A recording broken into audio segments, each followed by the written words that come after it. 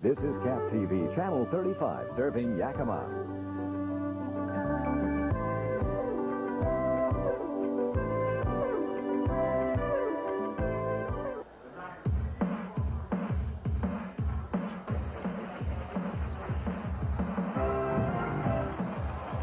Hey, program yearbook!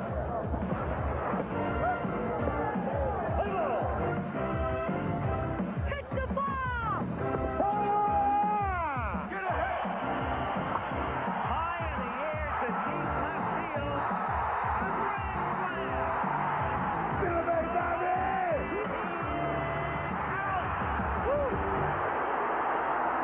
From Candlestick Park in San Francisco, one of the best rivalries in sports, the Dodgers and Giants on ABC's Monday Night Baseball.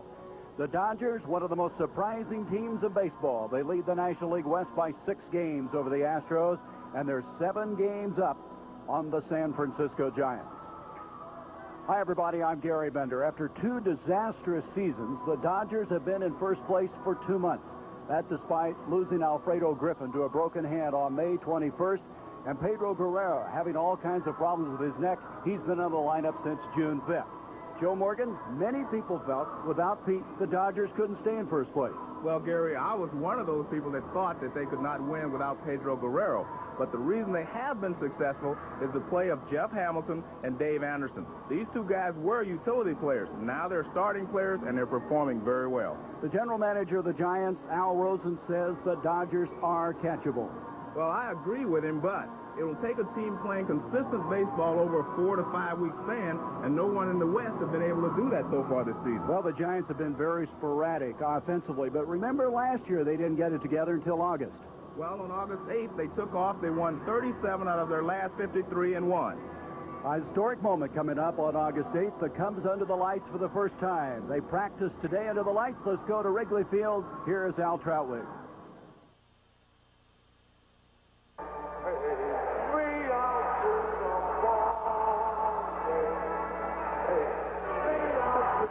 And on August 8th, the Chicago Cubs will say, "Let there be electric light." The baseball tradition in Chicago consists of the old manual scoreboard, the ivy on the outfield wall, and a relatively quiet neighborhood on the north side of the city. But once again, tradition will collide with progress, and at Wrigley Field, progress looks like this. The new $5 million lights that were designed to aesthetically blend in with the design of the stadium and hopefully blend in with the neighborhood that for so long really hasn't wanted the lights to go up at all. I'm Al Troutwig at Wrigley Field in Chicago, and tonight the Chicago Cubs will practice under these lights for the very first time. In just a short while, they'll turn those lights on, and we hope to bring that to you.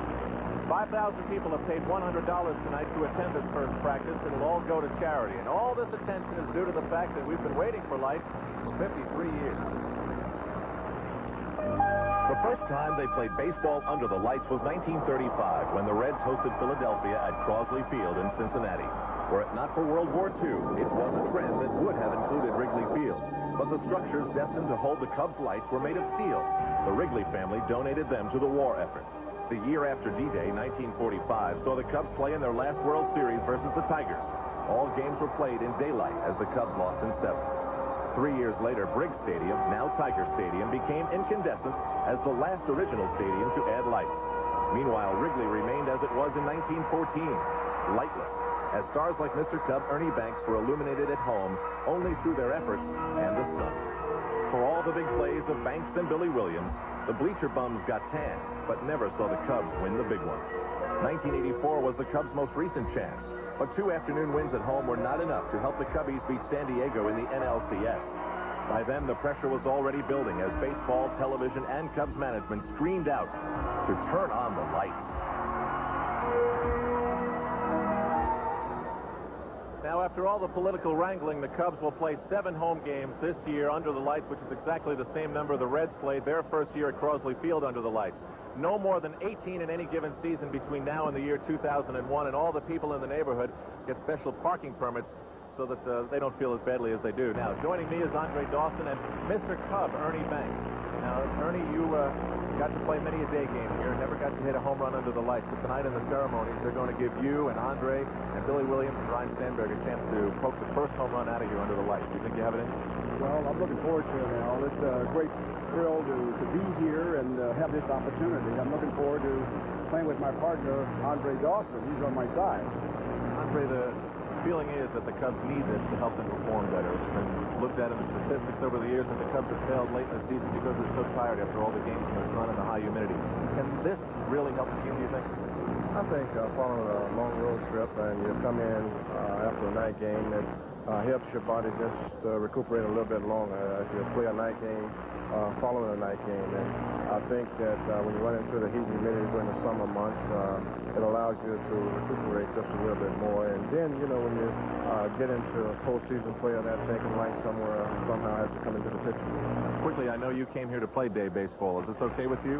It's fine with me. It will be within familiar surroundings, just under different circumstances. Ernie, can you actually believe the day is finally here? I can't believe it, but I'm really happy to see it. I think it's not the Cubs, it's not the Tribune, it's just a sign of the times, and I'm looking forward to having a happy time here at night at Wrigley Field. All right, great, gentlemen. I can't wait to see who hits the first home run under the lights at Wrigley Field. We'll be back a little bit later with reports. They have not turned on the switch just yet, but we'll have reports throughout the evening. But right now, we return you to our live coverage tonight of Monday Night Baseball. Ernie Banks, good to see him, wasn't it? Let's play two, huh? Mr. Cook. Yes, sir. Well, we have quite a rivalry here.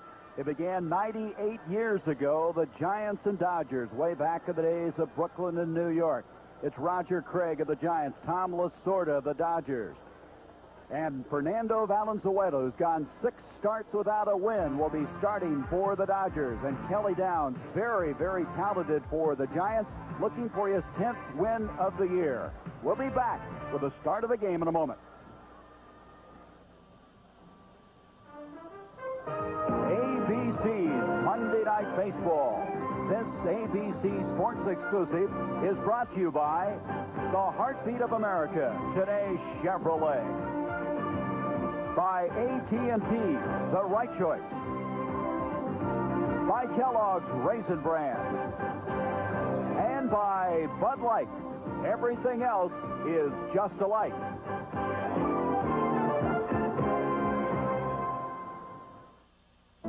An ABC News brief. Now from Washington, Tim O'Brien. Good evening. President Reagan said today the time has come for the U.S. and Iran to talk about Americans being held hostage in Lebanon if Iran is willing.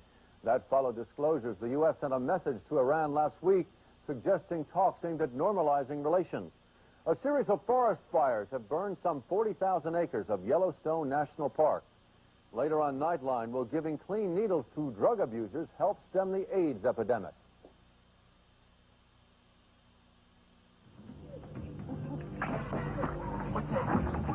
He's got our flashlight. Over there.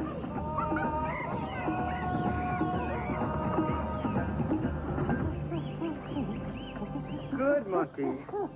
But I said Bud Light. If you want the one light that outshines them all, ask for Bud Light, because everything else is just a light. So hard to get good help. You used to have to rush like this to get to the rent-a-car line. OJ, remember when you could do that? What do you mean, could? But with Hertz's #1 club, you go straight to the express rental counter, and you're off. And with Hertz's instant return, you can get your receipt right at your car. So relax. Hertz does the rushing for you. Nothing slows her down. Or me.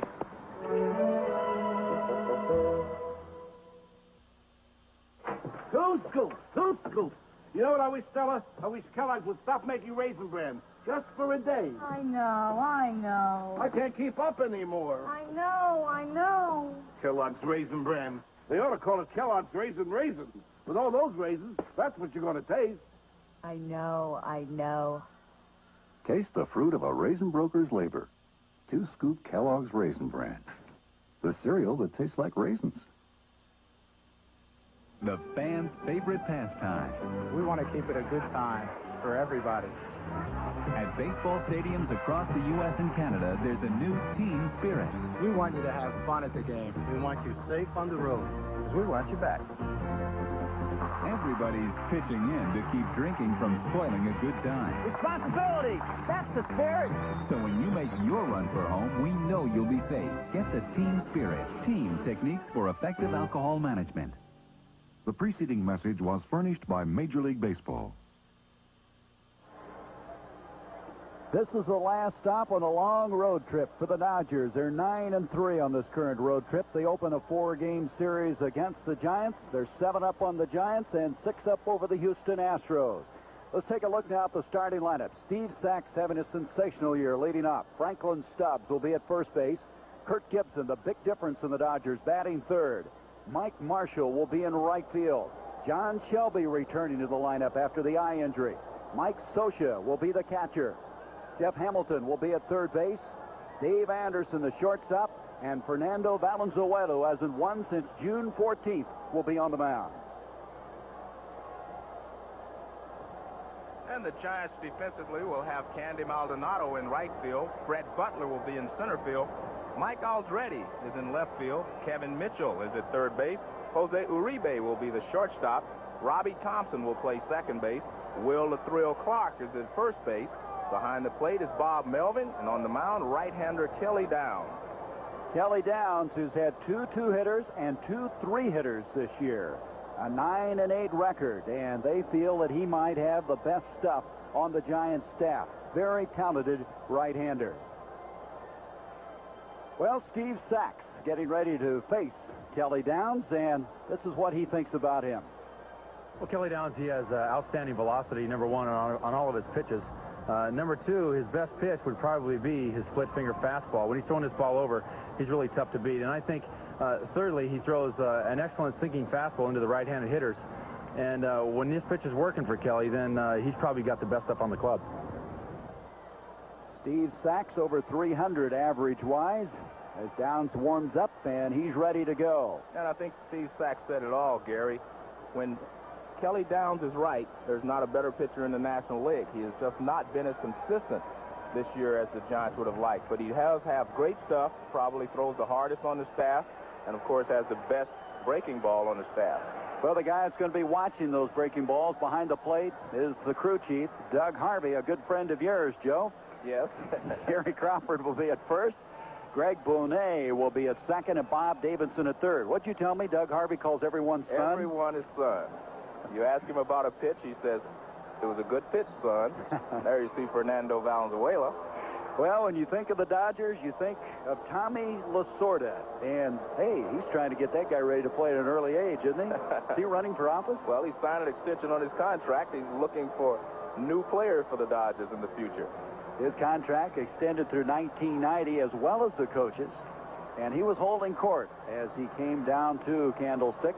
His ball club playing extremely well. On the road now, they are a remarkable 32-16, 9-3 on this road trip. I think when you say they're surprising, that's an understatement. Yes, I think that's correct. But I think the reason that they're in first place, you just mentioned it, the way they played on the road. And I think that's what the other teams in the division are counting on to be able to catch the Dodgers, the fact that they played so well on the road. I mean, if you look there, 32-16. I mean, that's 2 out of 3 on the road. That's almost impossible to continue over a whole season.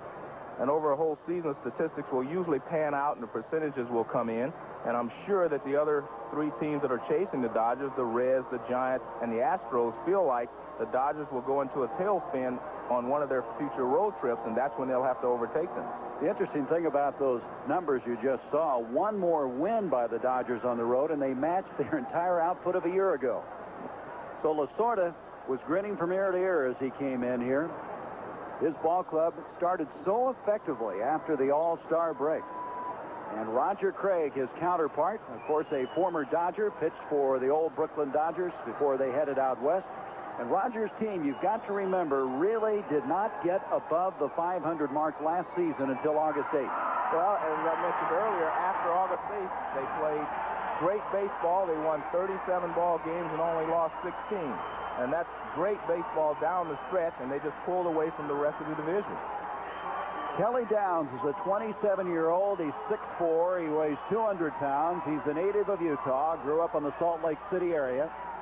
He's been kind of an enigma, hard to figure him out.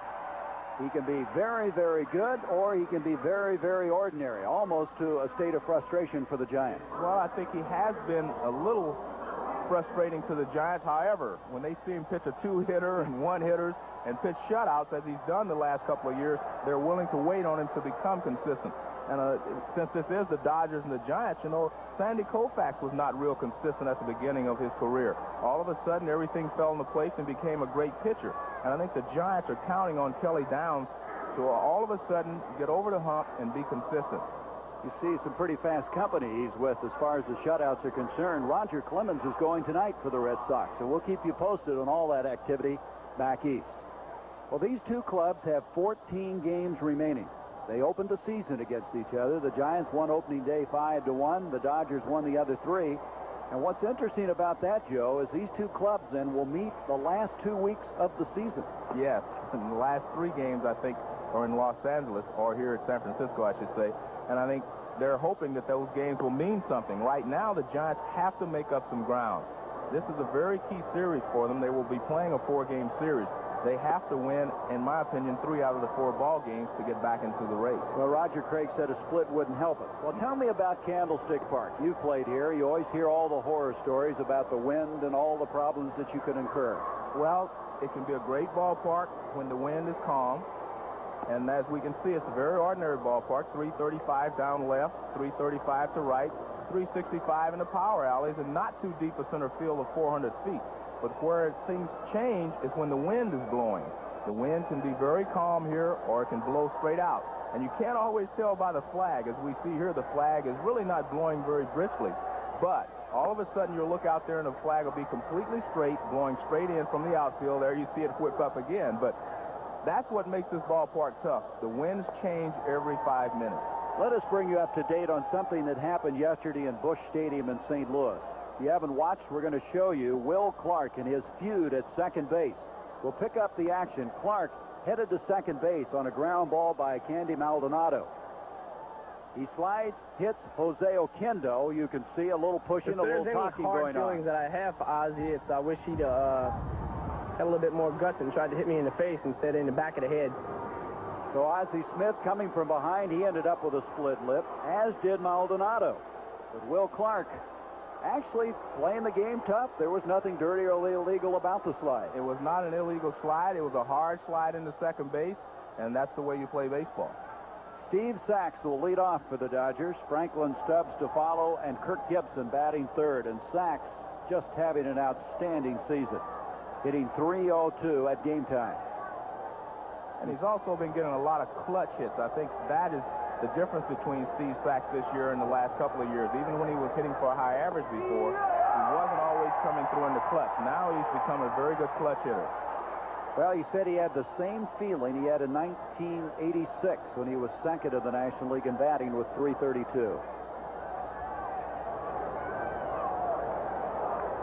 One strike on the leadoff man, Sachs. The Dodgers on top in the National League West. Alfredo Griffin is available for duty tonight. Strike 2. That's the split-fingered fastball that Sachs was talking about. It sinks down and in on the right-handed hitter. Sachs 3 for 4 yesterday. Had the Dodgers only 2 RBIs. 0-2, and he got him swinging on the outside, and it's a strikeout for Kelly Downs. And just watching Kelly Downs, you can see that Steve Sachs was completely overmatched, as we'll see strike 3 here. Good slider on the outside part of the plate, sinking down and away, or it could have been a split finger. There's a lot of difference, not a lot of difference between those two pitches. The slider breaks hard away, and the sinking split finger goes straight down almost sometimes. So 3 pitches, and Sachs takes the seat. Here's Franklin Stubbs hitting .200 at game time. Franklin with a grand slam home run this year. This may be one of those nights for Kelly Downs. Yes, that's a good fastball there. That's the straight fastball, which he gets up around 90 miles an hour and above. And then he throws the sinking fastball, and then he throws the split-fingered fastball. 1 strike on Franklin Stubbs, and that's the first ball he's thrown. 1-1. They've been packing him in here at Candlestick Park. A lot of excitement in the Bay Area between the Giants and the Oakland A's. First base, Will Clark easily. Two down as Clark,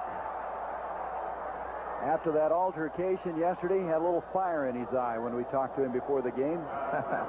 Will always has a little fire in his eye, Gary. It was burning a little brighter today, but Will Clark is a guy that really loves to play baseball. He plays hard, he plays aggressively, and he does so both on the bases and at bat. Here is the biggest difference in the Dodgers. This is the guy that's given the Dodgers a new toughness, Kirk Gibson. He's in the top 10 in 5 offensive categories. And Tommy Lasorda said before the game, I knew he was good, but I didn't know he was this good. And I think he has turned out to be a real surprise for the Dodgers. I don't think anyone thought he was as good as he's played this year. 1-0 on Kirk Gibson. Gibson, of course, coming over as a free agent from the Detroit Tigers. And I'll say it again, anytime you play for Sparky Anderson, you know what it takes to win. You know how to be a team player. And Gibson has brought that type of attitude here to the Dodgers, and I know that he has helped the Dodgers just with his attitude, and his bat has added a lot more. And mental toughness, some of his football background. Outstanding wide receiver at Michigan State. 2-0 pitch. Hot the outside corner. 2-1. Well, 2-0, you have to make a quality pitch to a good hitter like Gibson. And Kelly Downs does that right on the edge, down and away. We're just underway now in the top of the first. 2 down. Gibson with a count of 2-1, evens it up at 2-2. There's Mike Marshall, who's having an outstanding year. Main thing about him, he stayed injury-free. He's missed only 1 game. One of the things we'll find out earlier about both Kelly Downs and Valenzuela is how they are able to handle 2-0 situations, getting behind in the count. If Valenzuela gets behind in the count and doesn't make good pitches, he's going to get hurt. The same with Kelly Downs. And so far, Kelly has come back to Kirk Gibson. 2-2 to Kirk, and it's now full at 3-2. Kirk with 18 home runs, 53 RBIs. Fernando hoping that he can recapture some of that greatness he's had in the past. Looks a little different with the glasses. Yes, he does. 3-2. He walked him. I think Downs thought he had a called third strike. That's a tough pitch to take. 3 balls and 2 strikes. Normally, the left-handed hitter likes the ball down and in. Gibson gets this ball down and in, but he takes it for ball 4, according to Doug Harvey. And as you can see, Kelly Downs and Bob Melvin does not agree. Well, Doug Harvey would say, son, that ball wasn't over the plate. Yeah, that's what he said, son. That was a ball. Here's Marshall. His numbers, very impressive. Playing right field after beginning the year at first base. 1 on and 2 down. Gibson is going. Swinging strike, the throw down, and he's safe. That is his 17th stolen base of the year. Well, one of the things that Kelly Downs does is he gives you a chance to run. He's got a good move to first base, but he takes a little longer in his delivery to the plate. As you see here, Gibson's already gone before the ball's released. It's a good throw by Bob Melvin. As you'll see, it's right on the money. And Robbie Thompson's tag is just a split second late. The whole point is he stole this base definitely on Kelly Downs. As you can see, Bob Melvin can do no more than make a perfect throw, and he does that. Gibson now in scoring position with 2 down. 1 strike the count on Marshall. Misses, and it's even at 1-1. Most people are talking about Kirk Gibson, and rightfully so, but I tell you what, Mike Marshall has been the guy that saved him when Guerrero went out of the lineup.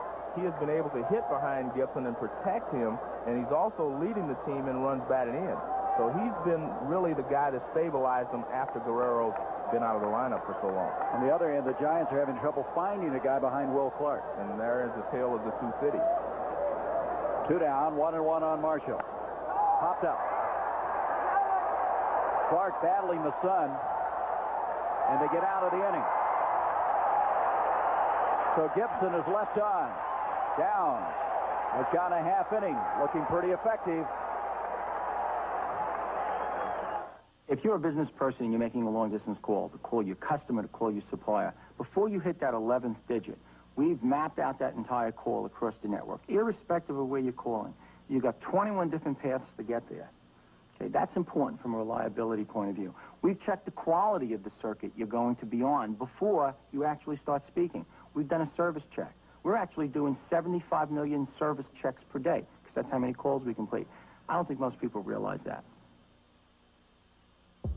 Chevy S10 invites you to own the street with the biggest engine ever offered in a compact pickup. The most V6 power and torque available in a compact truck. And a price to make your heart beat faster than ever. The heartbeat of America. That's today's Chevy truck. We go to the bottom of the first inning, no score. Let's check now the starting lineup for the Giants. Butler will be leading off. He'll be in center field. Robbie Thompson at second base. Will Clark, who's carried this team through most of the season, batting third. Candy Maldonado will be the right fielder. Kevin Mitchell will be at third base. Mike Aldretti in left field. Melvin, the catcher. Jose Uribe is the shortstop. And, of course, Kelly Downs is the pitcher. And the Dodgers defense looks like this. Mike Marshall in right field. John Shelby is in center. Kirk Gibson is in left. Jeff Hamilton is third baseman. Dave Anderson is the shortstop. Steve Sachs is at second base. Franklin Stubbs will play first base this afternoon. And behind the plate, Mike Scioscia. And on the mound, left-hander Fernando Valenzuela. The Dodgers really concerned about Fernando. His last appearance last Wednesday, he gave up 7 earned runs, 11 hits in 5 innings. I think the problem has been in the first couple of innings for Fernando. He has had problems in the first 3 innings. When he's been able to get out of the first 3 innings, he's been able to pitch very well. His earned run average is 4.65 or something like that in the first 3 innings. After that, it's 2.66, which is very respectable. So the key to him will be how he gets through the first 3 innings. Brett Butler to lead things off. Butler trying to butt his way on, but right back to Valenzuela, and that's an easy out. It was interesting. I talked to a lot of the Dodger players and the coaches about Fernando and why he was having problems. The only thing they would not talk about was his lack of velocity, or if there has been any change in his velocity. They blamed it on control, the fact that his screwball was not working as well as it has in the past, and the fact that he was not getting inside as often as he was before. But no one mentioned the fact that his velocity has dropped off, so maybe that is not the problem. Robbie Thompson up now, the second sacker for the Giants. That misses outside. Well, Lasorda also talked about the mechanics of Valenzuela.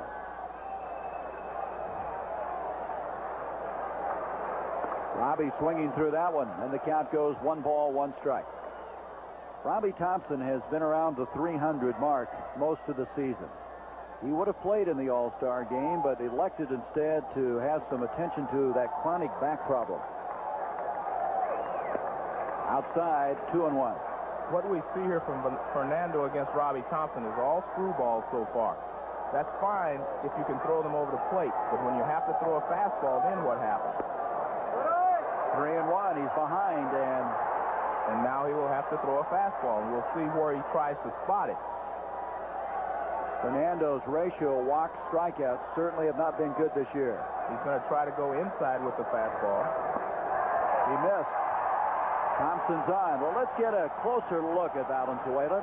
Steve Sachs has this thought. All right, Fernando features a fastball. His famous pitch is a screwball, which moves down and into left-handers or down and away to right-handers.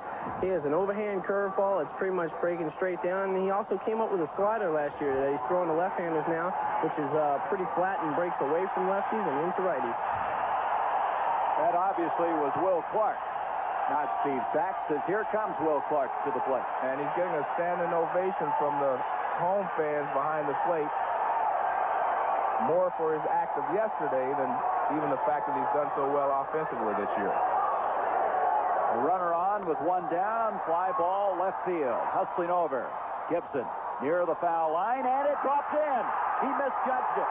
Thompson makes the turn. He's on his way to third. They're going to get him. He is out at third. I don't know what happened to Gibson in left field. Well, I think that the sun got him. I'm going to use that excuse until I see it again, because he seemed to be under the ball waiting for it, and all of a sudden, you see, goes from light to shadows there. And let's see what happens. I think he just lost the ball. I really do. Going from the sunlight to the shadows, I think he actually lost the ball. But even worse is Robbie Thompson being thrown out here at third base. It wasn't even close. Will Clark was hustling all the way as we see Gibson comes up and makes an accurate throw to third base, which gets Robbie. Will Clark goes down to second, but the Giants should either have runners at second and third or first and second. You cannot get thrown out at third base on a play like that. So Clark advances to second on that throw to third. There's 2 down now. And it's scored as an error. An error, of course, on Kurt Gibson. Maldonado at the plate. No score. Down at second is Clark. Line shot foul. That's the first ball that he's thrown for a strike inside, and Candy Maldonado was able to get out in front of it. I'm not sure if we'll see a lot of pitches inside, but I think he has to come inside to be successful. You throw a screwball or a pitch that moves away from the right-handed hitter, and you have to keep him honest. If you throw all screwballs away, eventually they'll start to lean out over the plate. You have to be able to come inside to keep them honest. Maldonado's tried to keep these pitchers honest, batting behind Clark. 2 strikes now as he fouls it down. Candy was taken out of the starting lineup for 3 days, and it made him angry. He's come back since that time to go 7 for 14. Well, I think Roger Craig felt that Candy was trying too hard. He was pressing it a little bit, and he wanted to give him a couple of days just to clear his mind and get him started again. And so far, I think it's worked. 2 strikes on Maldonado. 2 down, a runner at second. Bottom of the first, no score. Misses outside, 1 and 2. Due next, Kevin Mitchell, the third baseman. One of the things that Valenzuela has to do is he has to throw the screwball for strikes, but he has to stay out in front or else they will not chase the screwball. Misses outside, and it's even now at 2 and 2.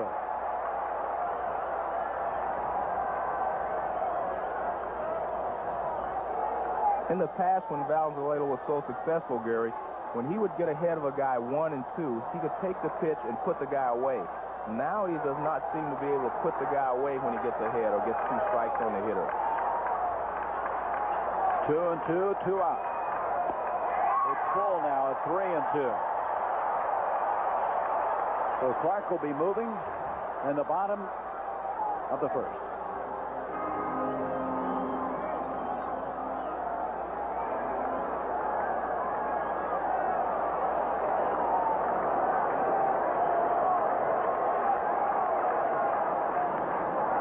Rounded foul. There you see Valenzuela has to go to an off-speed pitch, meaning either a screwball or a breaking ball with a 3-2 count. In the past, Valenzuela, in this type of situation where he'd thrown a lot of screwballs and breaking balls, would come inside to a right-handed hitter because he'd have him looking for the screwball and he could bust him inside. Now I don't think he has enough confidence to come inside on the right-hander. So here we go now. Full count again on Maldonado. Clark down at second. 2 out. Crowd starting now to perk up a little bit here, Candlestick.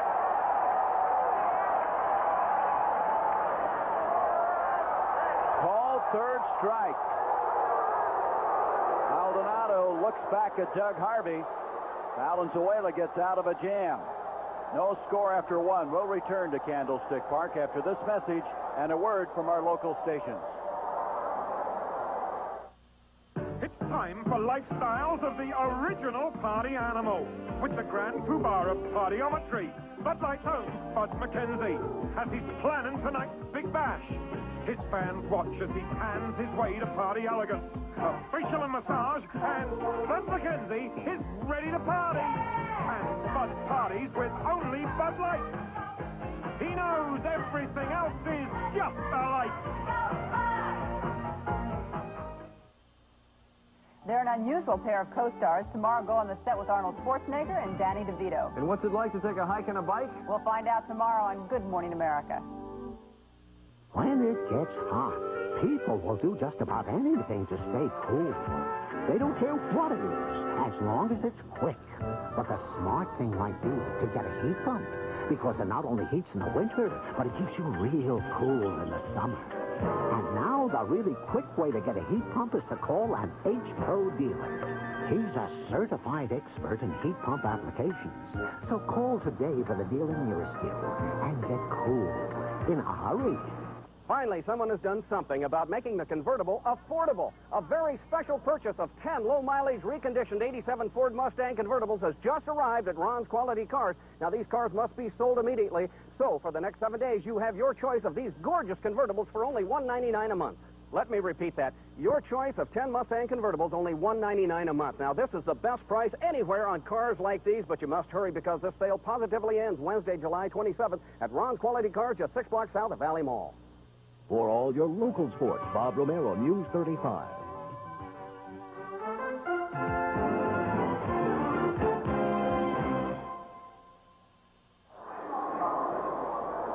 We played one at Candlestick Park.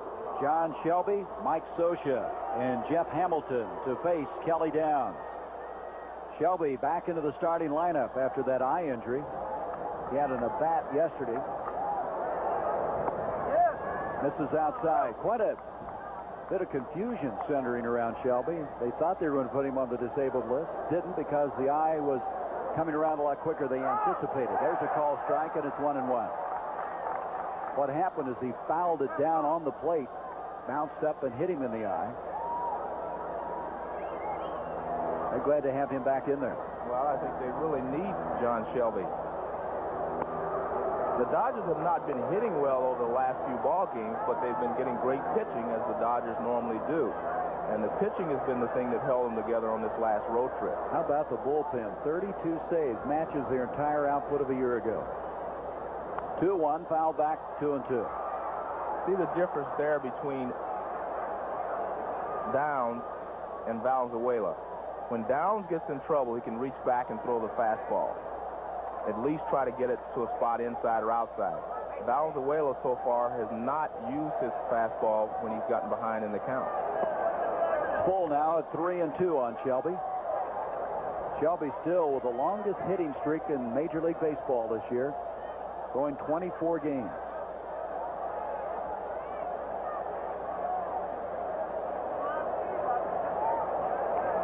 The leadoff man in the top of the second.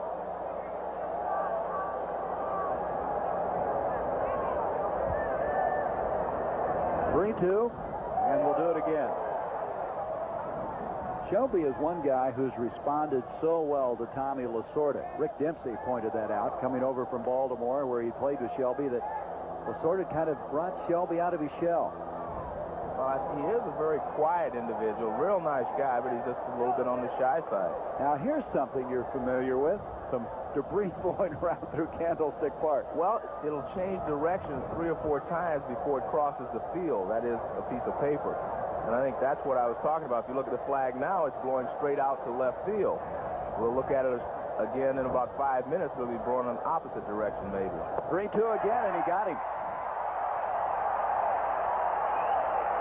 Well, that play in left field by Kirk Gibson was his 9th of the year, and it was just so surprising. I think he was as surprised as anybody. Well, he didn't get over to the ball, and I really think it was because he couldn't see it. And as he comes into the dugout, maybe we'll be able to see what he says there. And I think when he's shaking his head, he's saying he couldn't see the ball. Well, nobody's ready to play quicker than that guy is, and he's explaining now to Franklin Stubbs and Steve Sachs why it happened. It didn't hurt them. They got out of the inning anyway. Here is Mike Scioscia hitting .276 coming into this game. 1 down, top of the second inning.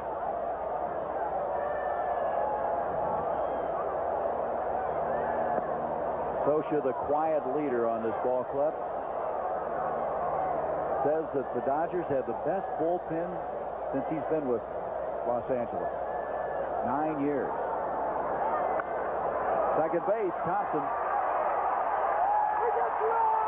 2 away.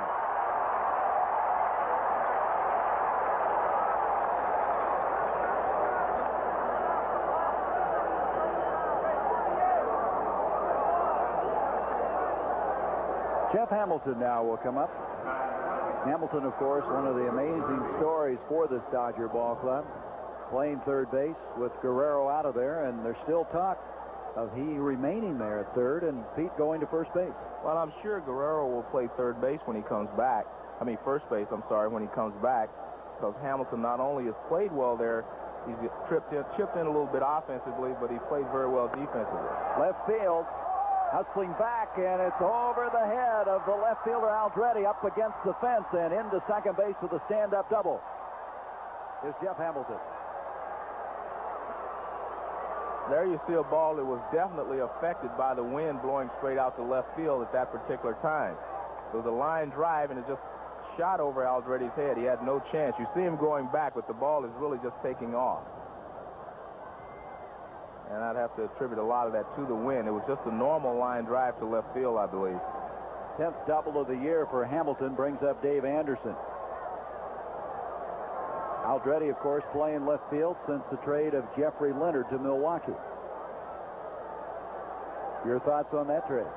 Well, I think the Giants wanted to get Aldretti's bat in the lineup more often because they needed some more offense, and at the time, Jeffrey Leonard was not doing the things that the Giants expected of him, and he was also in the last year of his contract.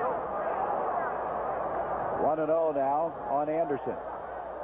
Well, the Giants have had to replace a lot of RBIs between Chili Davis and Jeffrey Leonard. Well, I tell you one thing, the guy they got for Jeffrey Leonard, Ernest Riles, he's a player. I really like him. Hamilton down at second with the first hit of the game, and the count now 2-0 on Anderson.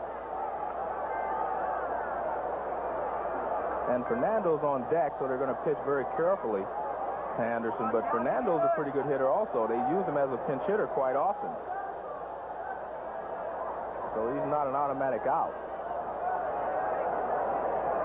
2-0 to Anderson, and he finds the plate. 2-1.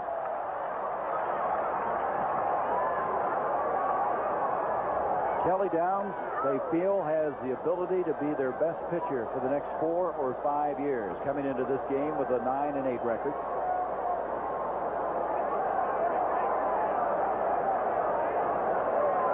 Two-1 to Anderson, grounded foul. 2 balls, 2 strikes, 2 out, and a man at second. Well, Griffin, as we mentioned, is available to play.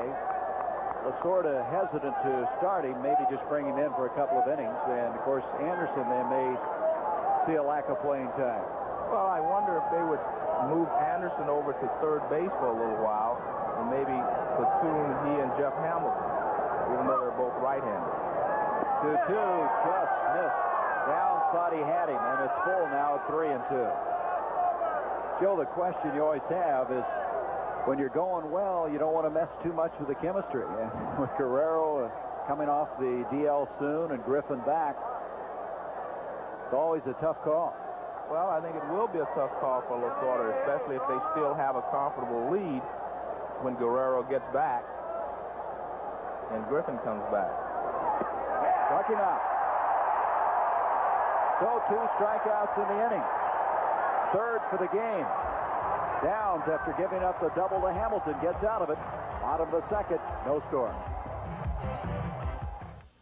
Introducing a light potato chip with a country fresh flavor. New Pringles Light Ranch. And guess what it's missing? A lot of the fat in their regular potato chips. But you'll never miss it. And it's missing a lot of their salt. But you won't miss it. New Pringles Light Ranch, made with sour cream, buttermilk, and herbs for so much country fresh flavor. You'll never miss what's missing. Well, you know the bad news. Charlie Carlson looks cool under pressure. But just because his shirt is dry doesn't mean he smells good. Because underarm odor is invisible, he needs Sure Solid. Sure helps protect against wetness and odor. So, Charlie, why go to work with a dry shirt and a false sense of security?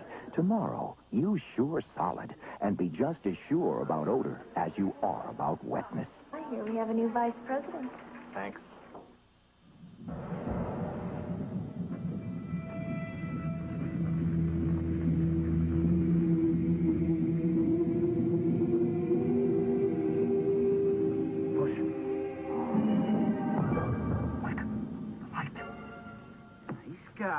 that I've been waiting for a Bud Light. If you want the one light that outshines them all, ask for Bud Light. Come on, let me show you the kitchen. You've seen the bedroom. Bud Light, because everything else is just a light. Bottom of the second inning, Gary Bender, Joe Morgan from Candlestick Park. The rivalry resuming once again, the Dodgers and Giants. Kevin Mitchell will be leading things off, followed by Aldretti and Melvin. During the break in that inning, Lasorda out having a nice little social chat with Doug Harvey. I have no idea what they could be talking about unless it's lasagna or something and an after dinner. Well, I think it's ball pasta. game meal. Isn't the pasta his big deal more than lasagna? Got his new contract now. He can probably treat Doug Harvey to that one. Ron Peronowski sitting down there. Now he goes over to talk to Roger Craig. Craig wants to know, are you inviting me as well? All right, back to the live action as Mitchell grounds it down into the dirt for strike one. Kevin Mitchell coming into this game hitting .247. He's been having a lot of problems with his hands. In particular, a thumb that's been bothering him. And, Joe, you pointed out to me so many times how tough it is to play with your hands banged up. You can play with knee injuries. You can play with other parts of your body bothering you. But your hands are what makes you hit. That generates your bat speed. And without it, you're just not going to be a good hitter. 2 strikes on Mitchell. Aldretti and Melvin to follow. Bottom of the second, no score. Fernando Valenzuela, who in 16 times, 19 starts, he has failed to finish the game and hasn't won since June 14th. There you see a shin guard protecting his left foot. He fouls a lot of balls down. And you see a lot of left-handed hitters wear that because they swing at the low inside pitch and they foul it off of their leg or their foot. You don't see a lot of right-handers do the same thing because right-handed hitters are normally high ball hitters and they do not swing at the low pitch. Robbie Thompson wears one of those as well. Grounded, third base side. Hamilton, he has a great arm and he uses it. Well, we're going to switch sports for a moment. ABC Sports kicks off the NFL preseason live exclusive coverage of the AFC-NFC Hall of Fame game. The Cincinnati Bengals. Boomer Esiason taking on the league-leading rusher Charles White on the Los Angeles Rams, I should say. Action beginning live at 2:30 Eastern, 1:30 Central, and 11:30 Pacific. Only on ABC. Also inducted will be Bolitnikoff, Ditka, Ham, and Page. Be a big day. Sorry to say the Raiders. We were talking about the Raiders tonight. Al Davis, and who are they going to play at quarterback?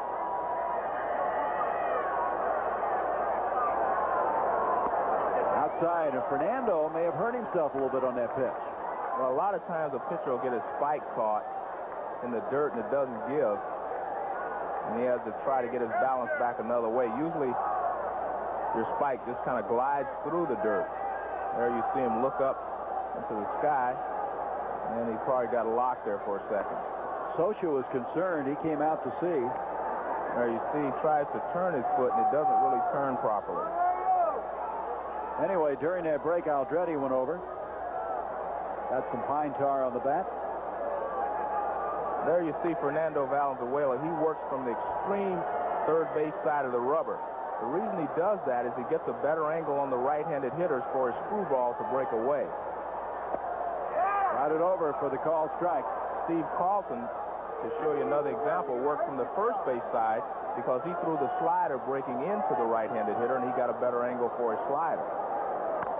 Grounded foul. Those are the only 2 pitchers that I know of that go from one extreme to the other. But it really helps because if you're that close to the third base side, Fernando can get a better break on the right-handed hitter with his screwball. That's what you were talking about earlier, Joe, how ragged he's been early, and then he gets better. 2 balls, 2 strikes, 1 out. Aldretti at the plate. Third base side. Hamilton coming over, but he's going to run out of room. Normally, Valenzuela is not as tough on left-handed hitters as he is right-handed hitters because he basically takes away his best pitch, which is the screwball, because most left-handed pitchers do not like to throw the left-handed hitter a screwball because the left-handed hitter is bailing away or pulling off a little bit, and the screwball is breaking into him. So he takes away his best pitch when you're left-handed. 2-2, grounded foul. Conversely, then, the Giants are not hesitant to be starting some left-handed batters. Well, you're going to start Will Clark against everyone, but Mike Aldrete is starting because he is a good hitter, and because, as I mentioned, Valenzuela is not any tougher on the left-hander than he is the right-handed hitters. Brett Butler, another left-hander. I actually think Fernando's best pitch to a left-hander is the good hard slider that Will Clark talked about in the opening. Full count now, 3-2. Fernando's only 27, but he's pitched a lot of innings. And some talk about that arm starting to wear out, as you see Melvin on deck. Foul back, still 3-2. And that was a hanging slider from Valenzuela there. Fernando will throw you a curveball, a slider, or a screwball on 3-2, whereas Kelly Downs basically goes with the hard stuff, the good fastball. One out, 3-2 now on Aldrete, and he misses high. Well, there's a lot of excitement in the Bay Area about the American League, in particular the Oakland A's, who have the biggest lead in any division. Right now, the Yankees, who could move into first place if they would win tonight, trailing Milwaukee 2-1 in the fourth. Minnesota gaining some ground if they hang on there, 2-0 over Toronto. And Boston going for their 12th straight win. Roger Clemens is pitching in that ball game. With him on the mound, they have a very good chin. He's been more effective on the road than he has been at home.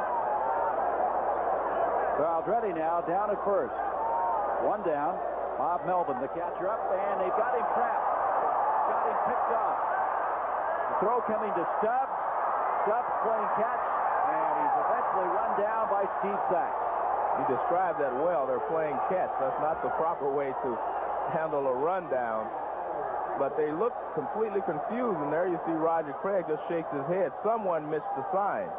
You see he's breaking on a hit and run. Melvin doesn't swing, so he must not have received the same sign as Aldrete. And you see Aldrete in a hot box, but eventually they wear him down. So Melvin now, 1 ball, no strikes, 2 down. Aldrete in the dugout. Grounded foul, first base side.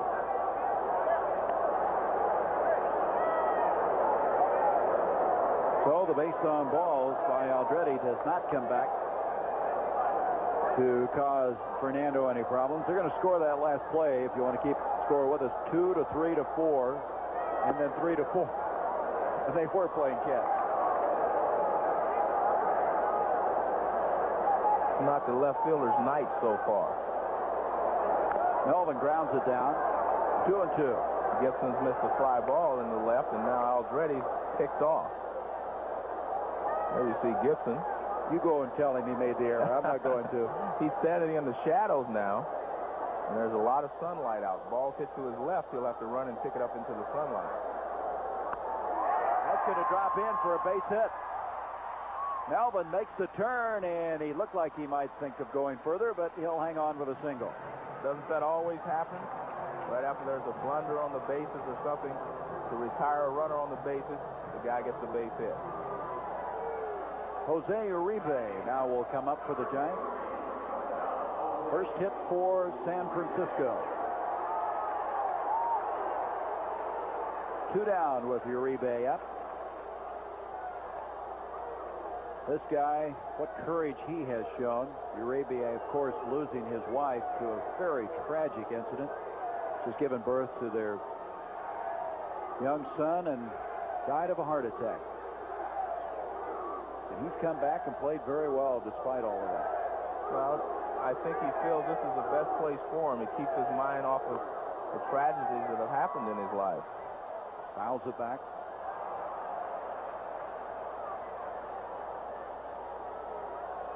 He brought out the lineup card tonight for the Giants.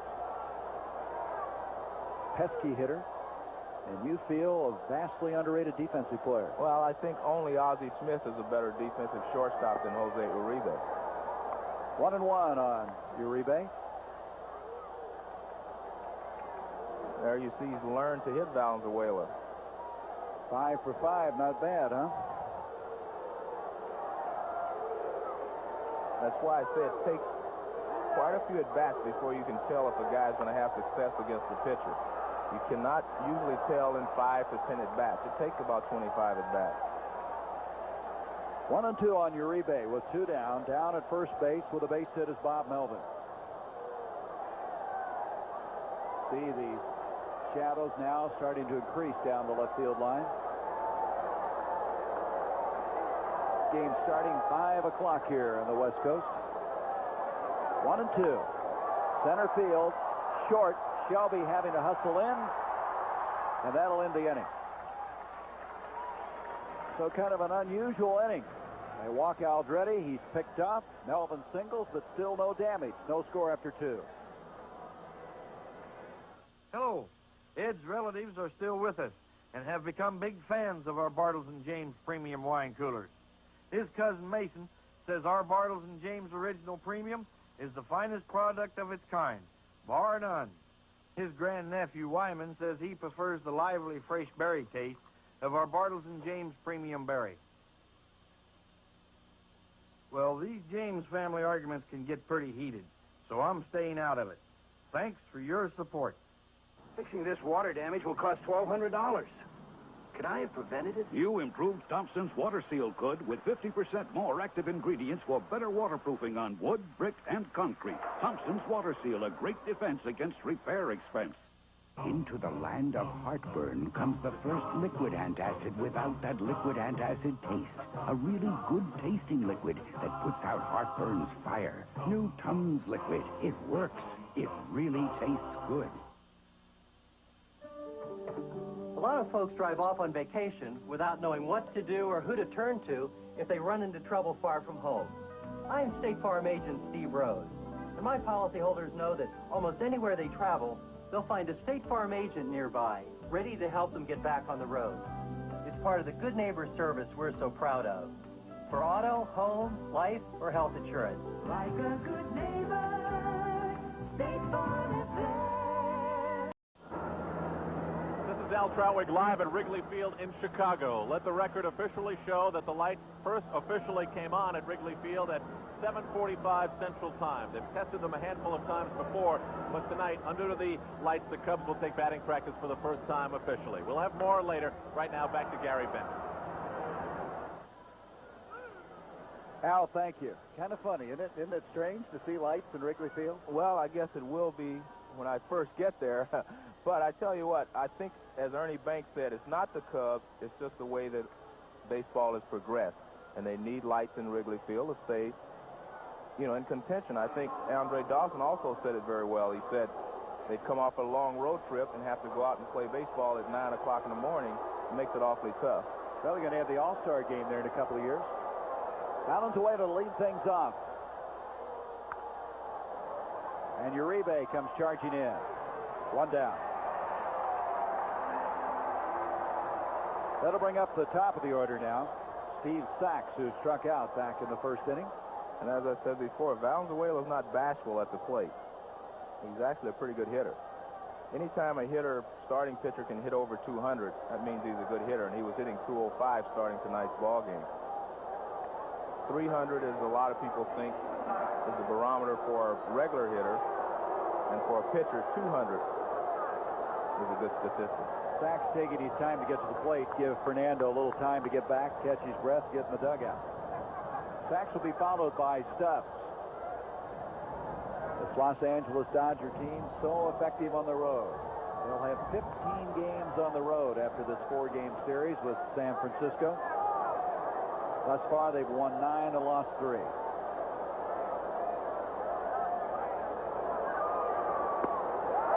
All strike. There you see the flag in center field. We saw it blowing directly out to left field 5 minutes ago. Now it whips up again.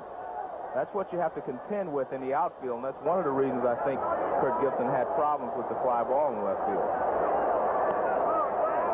1 ball, 1 strike, 1 out on Sachs.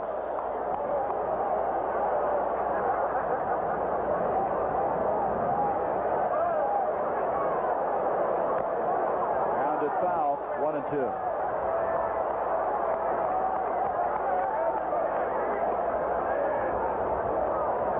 Steve Sachs has been swinging the bat exceptionally well. Here you see in July he was one of the top hitters in the National League at 347. Right below him is Kirk Gibson. He's hot also. Well, this team is second in hitting in the National League after being so bad a year ago. That's one of the many areas the Dodgers have improved in. Are they having a convention down there? Bill Russell down there along with Lasorda. That's going to make it in the left field corner. Sachs rounding first. He'll go for two, and he'll make it easily. So Sachs with a double with one down, and that'll bring up Franklin Stubbs. What happens is Mitchell is playing in, as you can see, protecting against the bunt, and Sachs hits a shot between him and the bag, and he cannot move over to cover it. He can only make one step and a dive, and the ball is past him. That's one of the things that happens when you bunt a lot, as Steve Sachs does. You make the third baseman play in, and you hit the ball by him. Sachs always has been a good bunter. That's his 11th double of the year. One out, a runner in scoring position. Stubbs, who grounded out unassisted to first base the first time, and he'll wait now while the wind blows some debris around home plate.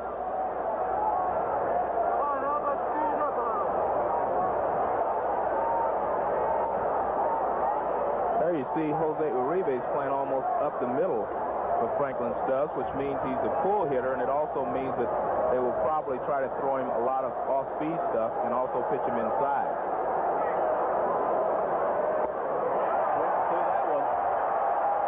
That's the type of pitches he will see in this at-bat.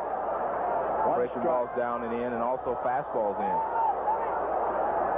We're going to look at the pitch here. It's a split-fingered fastball, and it's low and in, and he can't handle it. Of course, the guru of that split-finger fastball is Roger Craig. He's affected a lot of players, helped their careers. Mike Scott in particular with Houston. One strike now on Stubbs. Now back.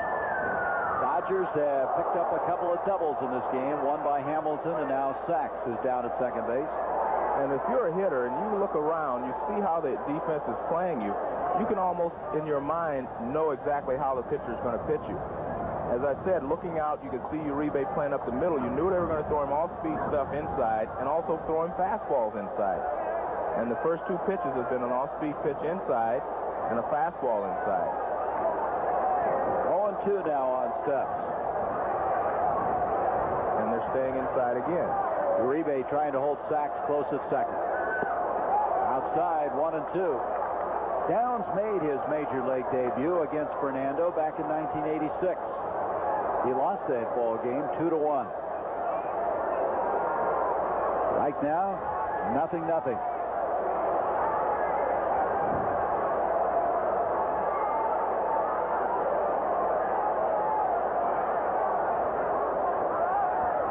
One and two inside, and it now evens at 2-2. Gibson, who the first time was walked, able to steal a base. Two up next.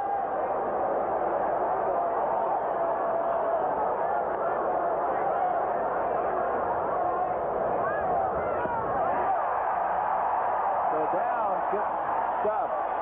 That's his fourth strikeout of the ball game.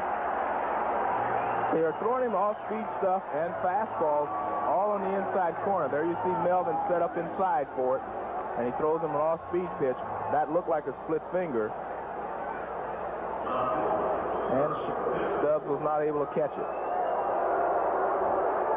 And they're going to intentionally put Gibson on. They'll pitch around him to bring up Mike Marshall. Sachs now trying to draw a throw. He did. Almost got him.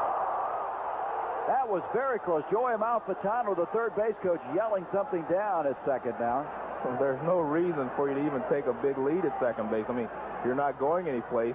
They're going to intentionally walk the hitter, and there you see a very close play at second base. You see the play the other day, Benito Santiago, the Padres, tried to pick a guy off during an intentional walk. He's got a shotgun for an arm, so he has a chance of doing it. Cost him the game against the Cubs. So it's 2-0, so Gibson will walk. There was an incident like this last year that prompted an almost fight between Mike Marshall and the rest of the Giants. They walked him a couple of times intentionally to get to Pedro Guerrero. They walked Pedro Guerrero a couple of times intentionally to get to Mike Marshall. And in an extra inning ball game, he hit a home run. He ran around the bases pointing fingers at Roger Craig and the other Giants in the dugout. And we'll get another look at Steve Sachs play.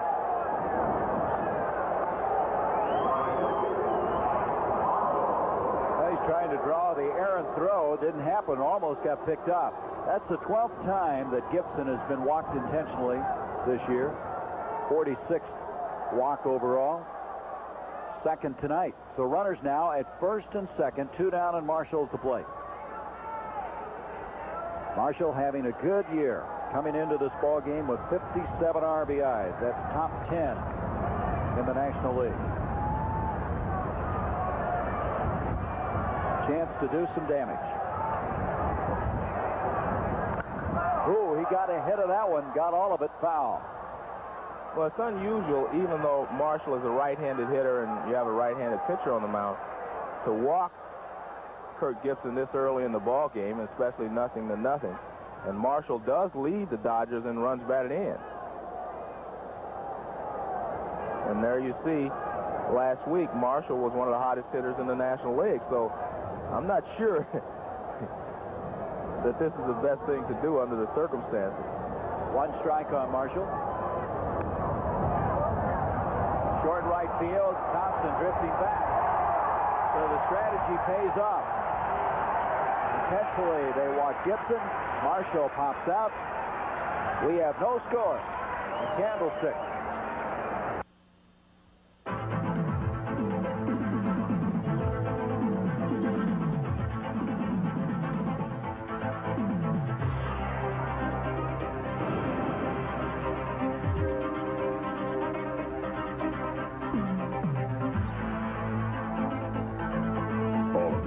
Hundreds of dollars less than Celica 200SX and Prelude. The dust is settling.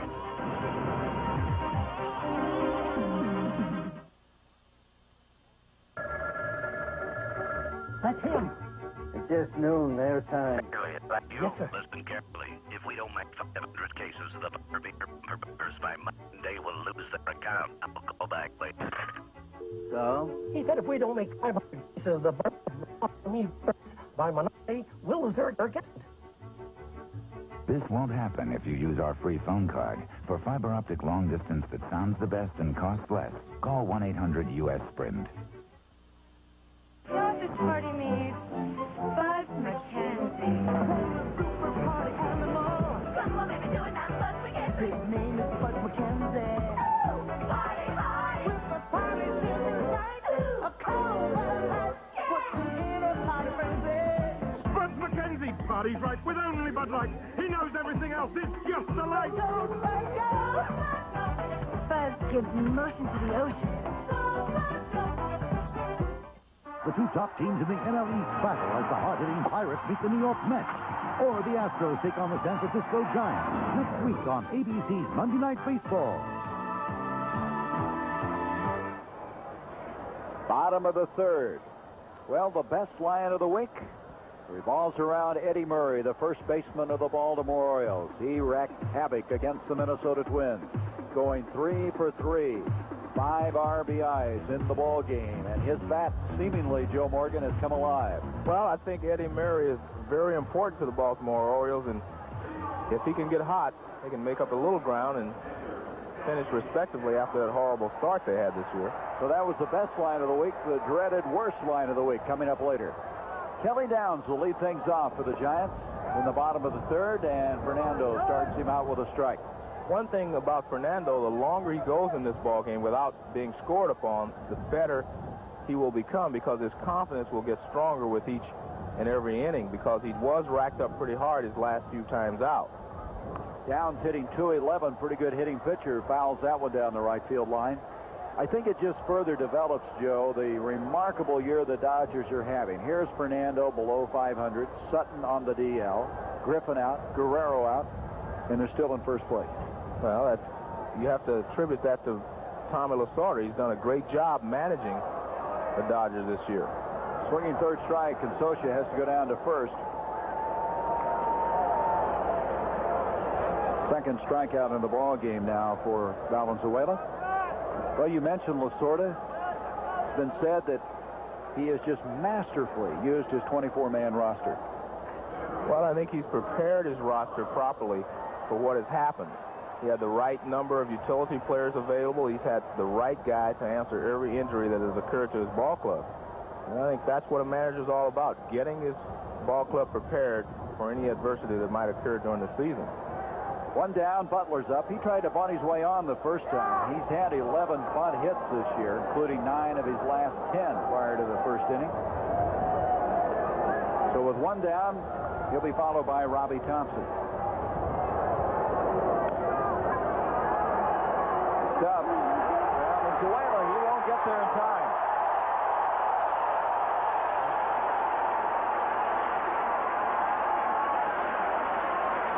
So Butler using his speed very effectively.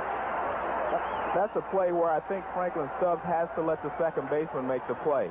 Watch, we'll see him go way over into Steve Sachs' territory here. 1, 2, 3, 4, 5 steps into his territory. The ball was not hit very sharply, and Sachs would have been able to back up the play. It's tough for the pitcher to be able to beat a speedy runner to first base, especially a left-handed pitcher, because he falls off toward the third base side of the mound.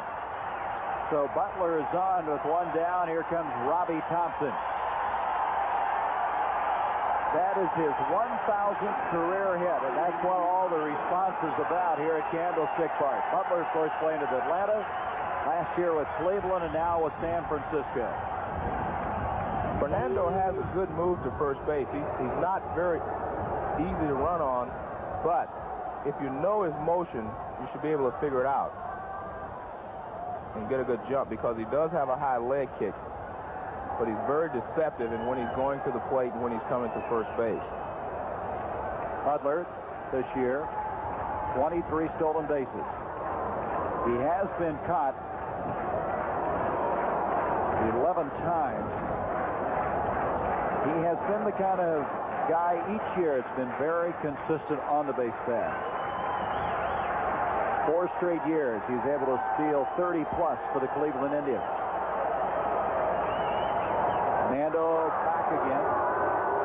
And that's not his good move. He's just stepping towards first and throwing over there. He has a lot better move than that. He's trying to lull Butler to sleep there. Thompson still waiting for the first pitch from Fernando. One down. No score. We're in the bottom of the third inning. Joe, when you're over there and you are watching Fernando, what are you watching in particular? Anything? Well, you have to watch his front side, meaning his right leg and his, right arm. You don't watch his left side. What happens is he'll have to take his leg back to generate some power to go to the plate right there.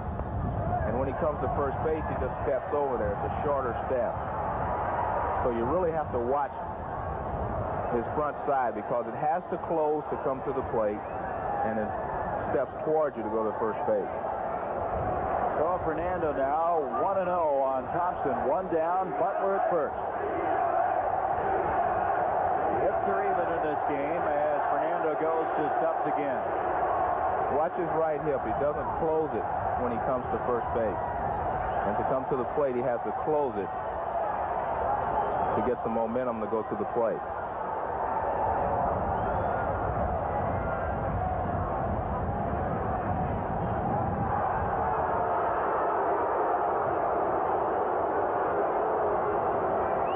It's a very thin line in whether he closes to go to the plate or whether he steps towards you to come to first base.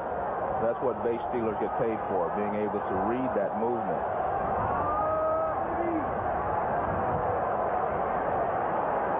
See how he closed there? That goes through Hamilton into left field. Butler makes the turn at second. He'll hang on. We have runners at first and second with one down.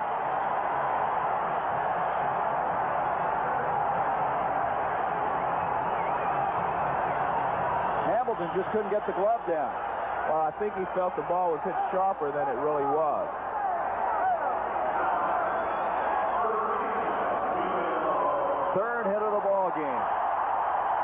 Clark, who hit that fly ball that was misjudged by Gibson back in the first inning, reaching on an error.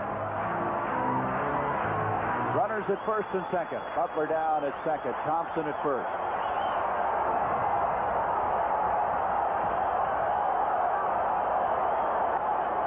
Left field, and it's hooking foul into the stands. Clark with a 3-run homer yesterday and the chance to do that again today. Sorry, Gary. He gave Will another slider away, and Will was going with the pitch again. That's the pitch he hit the fly ball on in the first inning, a slider away. And as I mentioned, I believe that is his best pitch against the left-handed hitter. It's a good, hard slider he throws. Clark looks down to third base coach Bill Fahey. Leads the National League in RBIs. Clark does with 74. 0-1 pitch. Boy, he just kind of floated that one up there. It evens at 1-1. Mentioned Clark. He's tied with Davis. They're also tied with 22 home runs. Van Slyke and Bonilla. What a story he's been this year for Pittsburgh. If you watch Mike Scioscia, he's trying to fool Will Clark at the plate. He pats his glove inside, and then he sets up outside. He's trying to keep Will Clark from thinking with him and knowing what the pitch is. Clark backs out. Everybody goes back to the bag. If you're a left-handed hitter and you're hitting against Valenzuela, and you know the catcher's set up inside, you know it's going to be a fastball because he's not going to throw anything soft inside to a left-handed hitter. Will Clark at the plate. 1-1 the count on him. 1 down, 2 on, and a slow breaking pitch misses, and it's 2-1. That one was on our radar gun, 65 miles an hour. Well, it's really not the speed in this case that was going to affect Will Clark. It was going to be the break of the ball, and it didn't break very well. That's Maldonado due up next.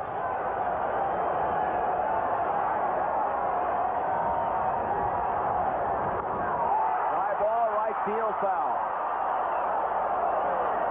And that's one reason that a left-handed pitcher normally does not throw his screwball to left-handed hitters. You watch this pitch, it's coming inside on Will Clark. It's a screwball that comes in, and Will nails it. Boy, he's got a nice swing, doesn't he? So compact. They call him the natural. He's got a nice arc to it. That's why he's able to hit home runs. He's got a little uppercut in his swing. 35 a year ago, 22 this year. Not a big uppercut, but just a slight uppercut. 2-2. With 1 down and a pair of runners on. Left field, that could be trouble. Going to drop in for a base hit. Butler will score, and we have runners at first and second.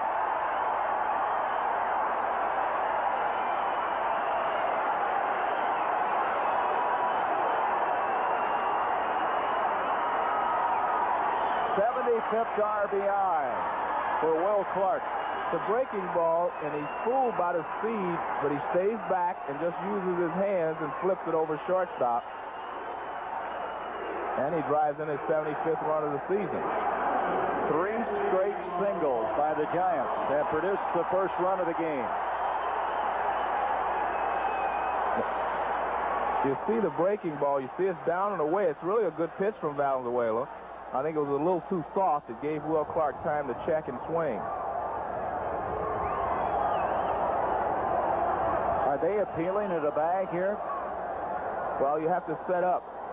Yeah, after time is called, you have to set up like you're going to throw a pitch to the hitter and then step off the mound. They want to see if Butler touched third when he rounded the bag, and he was safe. So he did. I didn't think it was even any type of an appeal at all. Looked to me like he had it all the way, but nothing. Doesn't cost any more to try it anyway. Well, it's not Bob Davison's call. You didn't see him make a call. It's the home plate umpire's call. They rotate around, as you saw Doug Harvey made the safe call. So a run is in, and Maldonado swings at a high pitch for strike 1. Even though Bob Davison is a third base umpire, when a ball is hit shallow into left field, he goes out to make sure the outfielder doesn't trap it. And it's the third base umpire's job to go up and make sure the runner tags third. 4 hits for the Giants, 1 run, and 3 straight singles in this inning. Maldonado, center field. Shelby going back, still going back at the warning track. and he makes the catch. The runners will have to come back. Thompson is all the way down at third. And what a catch. That was a great catch. And it didn't unfold to be a great catch. He goes a long way for this ball. Look, he's just running straight away. And the toughest play to make in an outfield is a ball hit directly over your head. I mean, this is a great play. Well, that eye isn't bothering him at all, is it?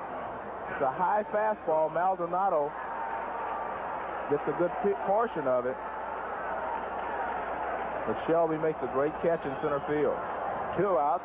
Mitchell comes up. He grounded out the first time. The run is in. Still runners at first and second. And Mitchell is trying to send Shelby deep again. This is a burly guy. Mitchell, of course, coming over in that trade with the Padres a year ago. Played on that team with the New York Mets. Coming over in a trade to San Diego for Kevin McReynolds. 2 out, 0-1 on Mitchell.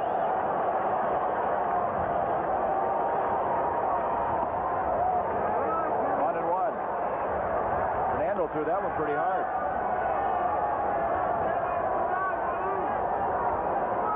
Talked about Shelby's catch, Joe. That's one of the areas of improvement this year for the Dodgers defensively. They played so much better. And that's been the reason that their pitchers have been able to perform so well.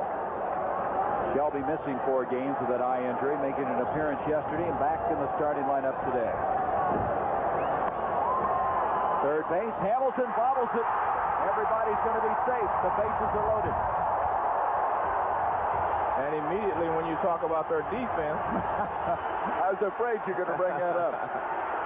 There's an E5. We'll get another look at it here. He just does not stay down on the ball. He's coming up to throw to second base too quickly. This is a breaking ball that Mitchell gets jammed a little bit on. He waited a little too long, and there you see Hamilton getting ready to throw to second base, and he can't make the play. That is Hamilton's 10th error of the year, and I was just going to substantiate my cause a moment ago. Last year, the Dodgers committed 155 errors, 188 the year before. Coming into this game, they had 74, now 75. So the bases are jammed now with 2 outs. Aldretti, who walked and then was picked off of first, comes up to the plate. Thompson at third. Clark at second. Mitchell at first. 1 run is in. Strike called. These are the types of situations in the last 6 ball games that Fernando has not been able to get out of. Whenever the opposing teams have been able to get men in scoring position, they've been able to pick them up. Of course, in all fairness, he should be out of this inning. That's true, but he's still pitching, so he still has to get the guy out. Strike 2 call. 0-2 on Aldretti. On the scoreboard, it doesn't matter whether it's an earned run or not. If he gives up a base hit here, the Dodgers will be down 3-0, so it doesn't matter that they're not earned.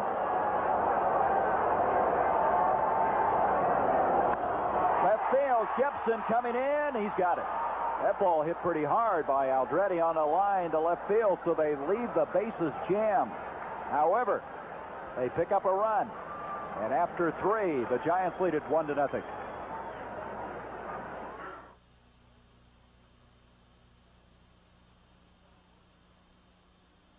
You've just been caught knocking off the Kellogg's Cracklin' Oat Bran. How do you handle the consequences? Did you eat all the Cracklin' Oat Bran? Who, me? Did you eat all the Cracklin' Oat Bran? Did you eat all the Cracklin' Oat Bran? I didn't do it. I did not do it. No, absolutely not. With the crunchy sweet taste of Kellogg's Cracklin' Oat Bran, an open box is an empty box.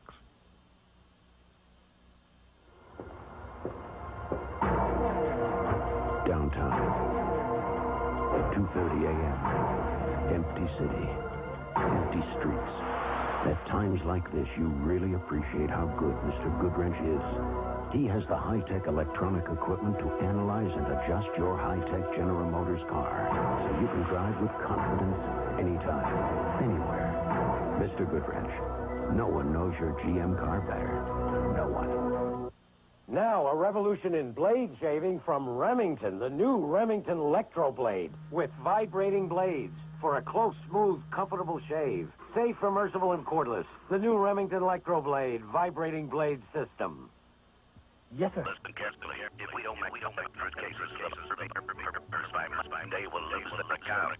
Go back later. This won't happen if you use our free phone card. For fiber optic long distance that sounds the best and costs less, call 1-800-US-SPRINT.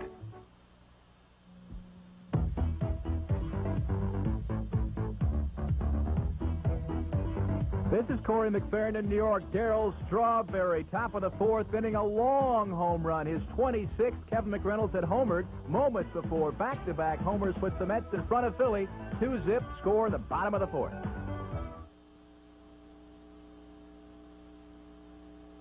Leading the National League. Here is John Shelby leading things off. What a tremendous catch he made in the bottom of the third inning. It could have been a big, big inning for the Giants if he hadn't hauled that one down. Shelby leading things off, followed by Scioscia and Hamilton. Top of the fourth, 1-0 San Francisco. Let's go back, Joe. This shows you how tough it can be, the winds in Candlestick Park. The wind just pushed this ball away from Shelby. I mean, watch, he makes a great catch. The Giants would have scored a couple more runs in that inning if he would not have made that great catch. Shelby now, as it usually happens, you make a big defensive play and you lead off the next inning, right? Foul back. 0-2. What a trade that was for the Dodgers. Tom Niedenfuhr sent to the Baltimore Orioles for this guy. There you see Tom Lasorda. He's yelling encouragement to John Shelby.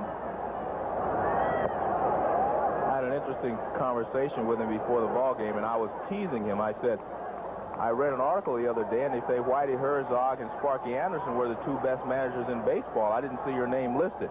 His answer was they didn't have to tell Richard Burton he was a great actor, did they? And I have to agree with it. Well, to follow up on that, everybody thinks this is the best managing job Lasorda's ever done.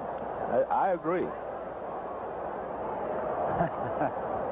1-2 now on Shelby. Got him. So Shelby down on strikes.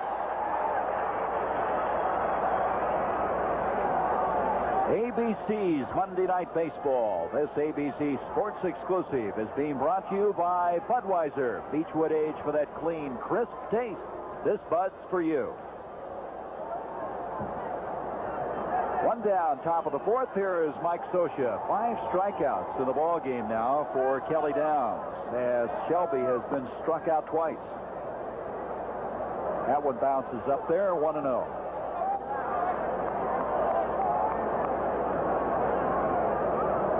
Look at this National League West. The Astros looked like they were out of it for a while. Then they won 6 straight before losing yesterday.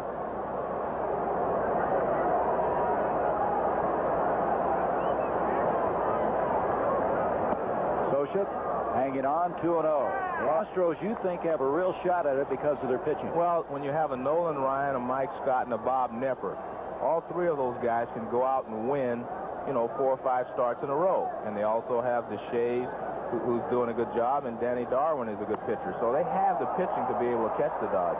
Center field not near as deep as the one Shelby had to haul in. This is Brett Butler, and there's 2 outs.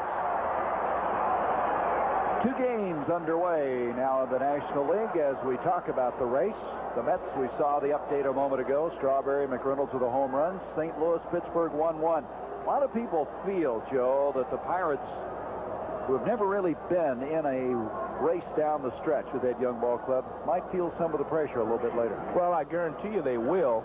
I think Jim Leland, the manager, made a great statement. He said if we lose to the Mets, it will not be because they have the better athletes. It will be because they're just not ready to win a pennant yet. And anyone that tells you that it's not any different playing in September than it is in April has not been in a pennant race. But there is a big difference. Swinging strike for Hamilton. Hamilton doubled back in the second inning. Well, what is it Reggie Jackson said? He said the base paths get a little bit longer. The ball looks a little bit smaller. Everything starts to tighten up a little bit. I have to agree with him because I know that the pennant races, when you get down the stretch, it separates the men from the boys, as they say. One strike on Hamilton. Evens up at 1-1. But I do think that Pittsburgh is capable of winning the East. I think the Mets are going to have to beware. As you can see, they're only 2 games behind, and they do have a lot of talent in Pittsburgh. Chicago was making a move until the Dodgers took 5 from them. There's fly ball, right field. Maldonado looking into the sun, and it's an easy inning for Kelly Downs. 3 up and 3 down. We go to the bottom of the 4th inning. San Francisco leading, National League West leading Los Angeles Dodgers.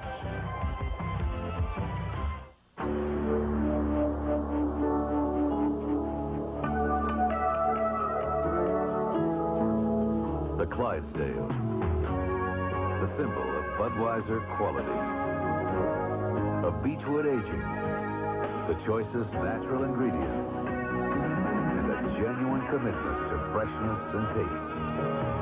One beer lives up to all this. Budweiser.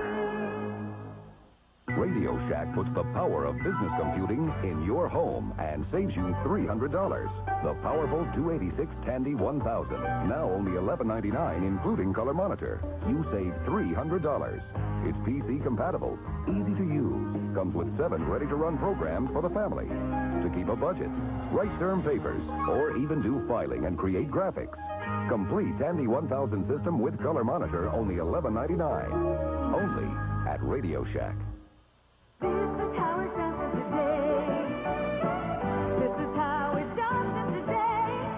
Stay at Howard Johnson this summer. You could win up to $50,000 cash. This is Howard Johnson today. When you need tools, any kind of tools, for every kind of job, one name gives you more good choices than any other. Craftsman. You're always better clean. It's as easy as ABC.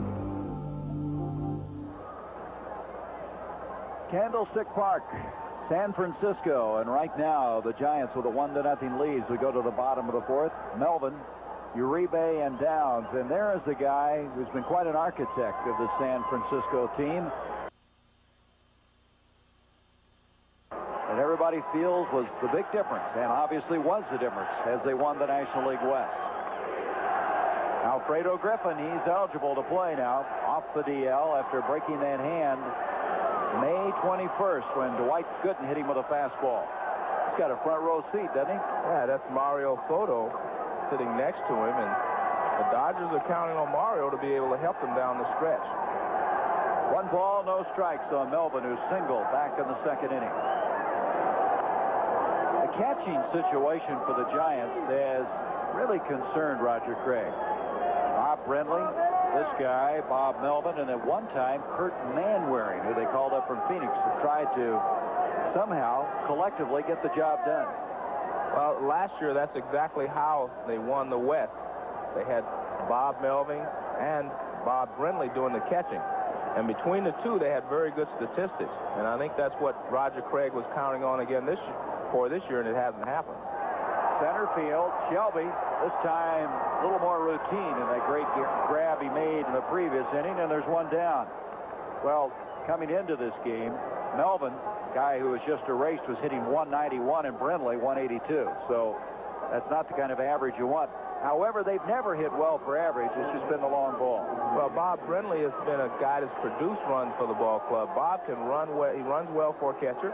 He can hit and run. He can hit for power. He's been able to do a few things. He just does not hit for a high average, as you mentioned. But he can produce runs for you, and that's what you want from your catchers, run production. 1 down, Uribe, who flied out to center field the first time. Third base, Hamilton has it this time. 2 down, and Downs will come up. Sunday, be with us as ABC Sports will bring you live 76th Olympic gold medalist Howard Davis challenging defending champion Buddy McGirt for the IBF Junior Welterweight World Championship. Then following boxing, the second leg of the International Race of Champions. 30 laps. Right here on ABC. Downs up with 2 down. Downs the first time, went down swinging back in the third inning. 1-1.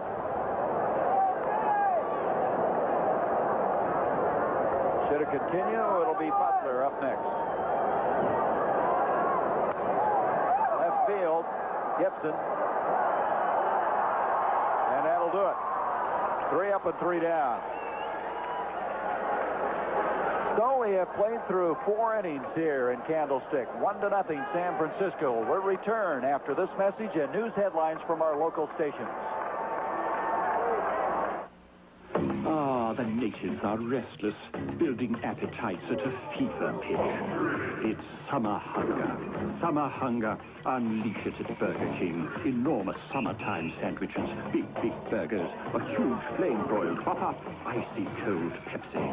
Summer hunger. When it strikes, only Burger King can tame it. Must be feeding time. We do it like you do it at Burger King. Listen to the heartbeat of America. Now there's a powerful new reason to follow your heart. The new 4.3-liter V6 available in S10 Blazer. 28% more power than before and 50% more torque. The new 4.3-liter V6. The biggest engine ever offered in Blazer's class. The heartbeat of America. Chevy S10 Blazer. Today's Chevy truck.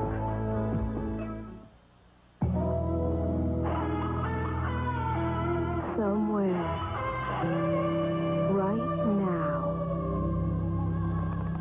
there's a clean, crisp, ice cold, Beechwood aged Budweiser with your name on it. I'm Linda Shockler. Tonight on Cap 35 News, it's open season on politicians now as filing season officially opens. Those stories and more tonight after the game.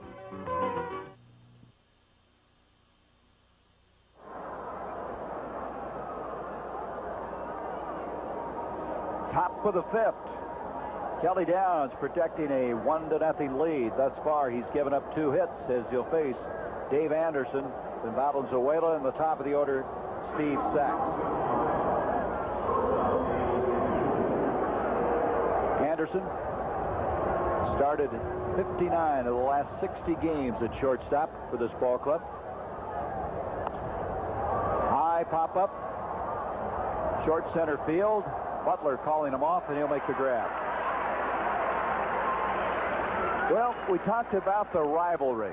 This guy has been on both sides of the fence as a manager here and a player for the old Brooklyn Dodgers. Roger Craig. 1955 to 61. His best year was in 59. He won 11 ball games.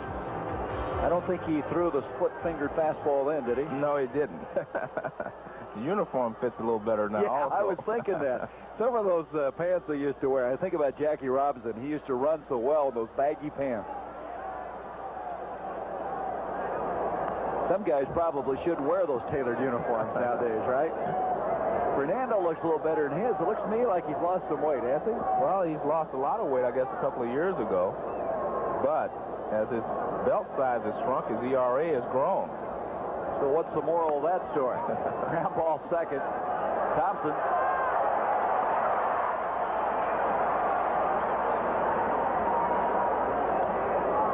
So with 2 out, that'll bring up Steve Sachs. Yankees again with a chance to pull into sole possession of first, but right now Milwaukee, who's 5.5 out leading. Minnesota 2-0 in the 5th. Still no score. Boston, Texas, Seattle, Chicago, and the White Sox leading that one, and Oakland starting a long road swing in Anaheim today. 2 down with Sachs, who struck out and doubled back in the 3rd inning. This game moving right along. The outfield now, half shaded and half in the sun field.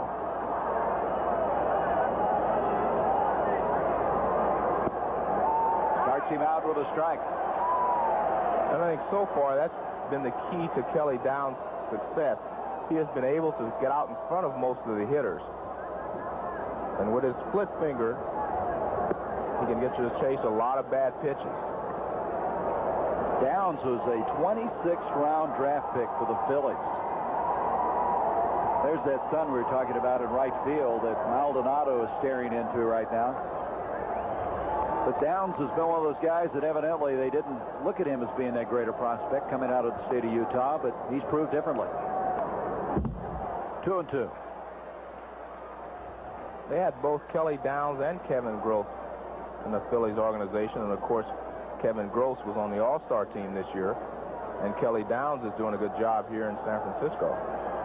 Those two guys started off together, came along together, and both were highly thought of prospects at one time in the Philly organization. 2-2 with 2 out and Sachs down the right field line foul. Well, Downs last year was 12-9 for San Francisco. He started out very well the first half of the year, winning 8 and losing 4. Then he moved to the bullpen when Al Rosen was able to acquire Rick Russell. Struck him out. So for the second time tonight, Sachs is down on strikes. That's 6 strikeouts for Kelly Downs. Downs leading at 1-0 as we go to the bottom of the 5th. That's it? That's all? You gotta be kidding. You're done. Sure? If you thought dental cleanings were easy with Tartar Control Crest, Can't believe it. they just got easier. Boy, that was fast. Introducing new and improved Tartar Control Crest. You're all done? No. The new tartar fighting formula can actually help stop tartar before it starts. Tartar Control Crest, the dentist choice, is now harder on tartar and easier on you. Thank you very much. According to the book, we got 3 minutes. Tonight, we're gonna beat the book. Let's move out. In today's field artillery, the emphasis is on training and motivation, because a high-tech system like this Army rocket launcher is only as good as the people who run it. We're here. Arm rockets, fire. If we beat the book, Sergeant, we rewrote the book. Put up here. Here, you get to keep the sign. Okay, look at that. When you choose someone to help you sell your home, you want it to be somebody you can trust. Maybe that's why Century 21 is the #1 home selling system in America. We know a whole lot about trust. Come with us. Get the picture? Put your trust in #1. Century 21.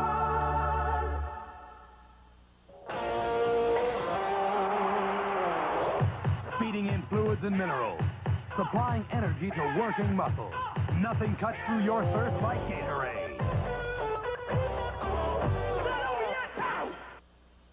It's the Quaker State Porsche Sweepstakes and Rebates, and everybody wins. Mail in the rebate by August 5th, and you'll have $360 per case in your pocket, a great oil in your engine, and maybe a Porsche in your garage. The big Q stands for quality. Always has, always will. Joe, I got a little homework for you. See this baseball encyclopedia? I want you to take all of this, memorize everything in it, tell me what you know, and next week we'll put it all on the air in the next 30 seconds. There's a lot in here. One thing that's in here is nicknames of all the players through the years. And tonight we thought we'd have some fun with the nicknames as this game wears on, because in this rivalry, probably the Dodgers and Giants had as many nicknames as anybody. Well, that's one thing in baseball that's changed a lot. There's not as many nicknames as there were before. There are not many guys called the Babe anymore. How about Say Hey and Stretch and a few of those guys, huh? I don't know why that is. Why do you think there aren't nicknames like there used to be? Well, the players now are more sophisticated. Oh, is that it? Yes. I didn't know you were that sophisticated. I'm not playing now. 1 strike on Butler. Butler leading things off with Thompson and Clark. Bottom of the 5th inning, 1-0 San Francisco. Did I ever tell you my nickname when I played for the Durham Bulls? The Durham Bulls. I played for the Durham Bulls in 1963. Little diminutive Jolton Joe. Oh, I love it.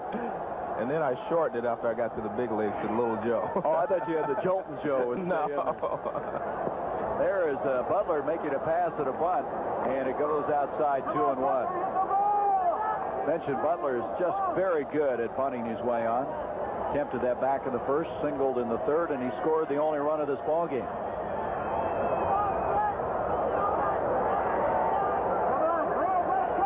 Two and one. Right field hit high into the right field area. Marshall waiting a long time. One down. Well, let's talk about nicknames for a moment. Let's go to the Giants. We talked about this great history. Say Hey, that's Willie Mays. Stretch was McCovey. Who was the baby bull? That was Orlando Cepeda. And the Dominican dandy? Juan Marichal. And Dusty Rhodes. All right. Remember that home run he hit in short right field, the Polo Grounds in the World Series? Dave Pope was the right fielder. How's that for a little bit of trivia? Went up, couldn't come down with it. I don't think I was born then. I'm a lot older than you are, Joe. This business makes you that way. Strike called, it's 1-1. I thought it was the hard slider that made you old. How about Roger Craig? Did he have a nickname? Well, they call him the Hum Baby now. Yeah, but I wonder as a player. Roger was before my time also. Oh, come on now. Wait a minute.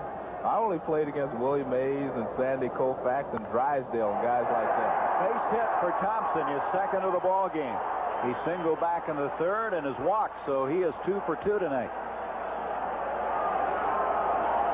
They called him, we understand, Steve Dans, our producer, going to the encyclopedia, the Fox. How about Lasorda? He have a nickname? Well, I would think maybe Pasta. So here comes Clark with a chance to do some more damage. He has the only RBI in the ball game. Singled back in the third to drive home Brett Butler. Reached on an error back in the first. One down, a runner at first. Scioscia looking down at first at Thompson.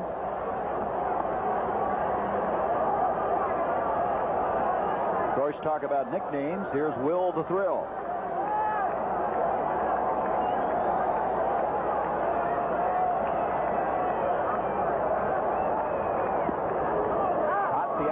Corner evens up at 1-1. It's a very good pitch from Valenzuela. A little slider low and away. There wasn't a lot that Will Clark could do with it, and he didn't want to swing at it with the count being 1 ball and no strikes.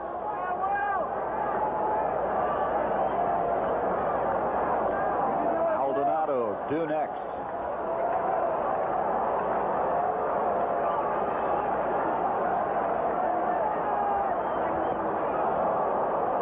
Boy, I thought Valenzuela was going to go to first for a moment on that.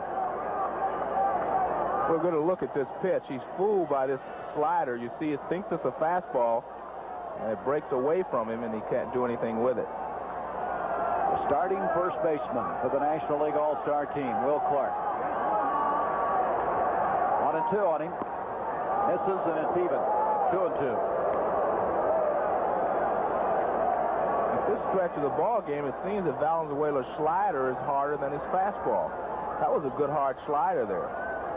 The only good discipline by Clark made him be able to lay off of that pitch. There's a short lead at first, and he breaks back. Center field. Definitely playable. Shelby makes the grab, and there's 2 away. So, down at first with 2 out is Robbie Thompson. Maldonado, who had that great catch made against him back in the third inning by Shelby, will come up. 0 for 2, called out on strikes in the first inning.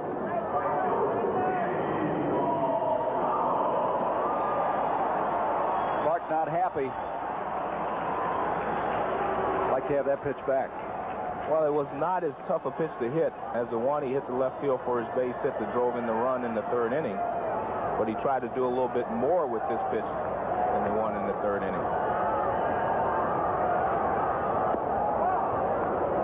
Slow breaking pitch, misses 1-0. Shelby playing Maldonado to shaded towards left center, even though the ball he caught was almost dead center field, a little bit towards the right field area.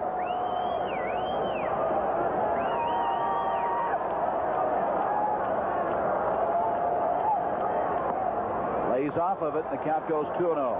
The last two screwballs are the best two screwballs he's thrown in the ball game. The first one was a slower one with a lot of break on it, and that one was a little harder, and it broke sharply. If you're wondering, Thompson has not been very successful as a base runner. He's swiped 9, but he's been caught 4 times. That's not a very good ratio.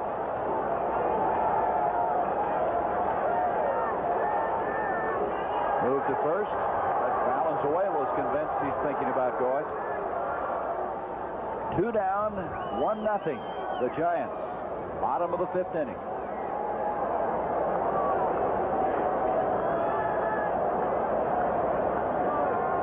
I don't believe Thompson will be running with Maldonado at bat, and he's ahead in the count. I think they'll give Maldonado a chance to try to drive one in the gap. Now he's way behind, 3-0. Mitchell is due next.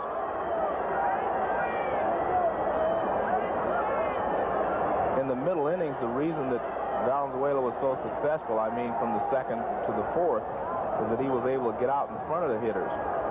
Now he's behind 3-0, and he doesn't really have a pitch to throw in this situation. Line shot, left field, base hit. Thompson will make the turn at 2nd and hang on. So runners now at 1st and 2nd with 2 outs. He had to come in with a fastball, and his fastball, he could not throw it 2-0 and 3-1 and be successful. It's a 3-0 pitch, and it's a fastball, and Maldonado tattoos it into left field, but Valenzuela cannot pitch 2-0, 3-0, and throw the fastball. He has to be able to come in with a different pitch. 6th hit of the game by the Giants. Mitchell grounded out, reached on an error back in the 3rd is up. 1-0 San Francisco. Soshin. Nobody holding the runners on, everybody playing back, so even though he bluffed the throw, there was no place to go with the ball. Infield is back with 2 down. 1-0 to count now on Mitchell. Thompson at 2nd. Maldonado at 1st. Caught by Anderson. Line drive, and so they're out of the inning. It's a low fastball away from Kevin Mitchell, and it's a line drive in the hole. It's a nice play. As you see, Anderson gets a good break. You see he's on his toes, and he makes the play. Well, they leave 2 on and waste a couple of hits. We'll return to Candlestick Park after a word from our local stations.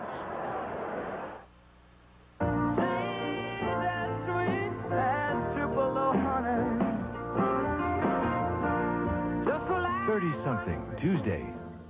When it gets hot, people will do just about anything to stay cool. They don't care what it is, as long as it's quick. But the smart thing might be to get a heat pump, because it not only heats in the winter, but it keeps you real cool in the summer. And now the really quick way to get a heat pump is to call an H-Pro dealer. He's a certified expert in heat pump applications. So call today for the dealer nearest you and get cool in a hurry. My friends and I agree, nothing comes for free. So each of us works hard in his own way. Frank is fighting fires, and Bob is changing tires, and good old Bill's behind his desk all day. One thing keeps us going, the dream that keeps on growing. So rock this town and hear the folks all shout. We'll just stay right here and have one more reindeer. Giving up is not what we're about. The only beer to drink round here is reindeer. The only beer to drink round here is reindeer. The only beer to drink round here. Donahue at 9 o'clock on Cap 35.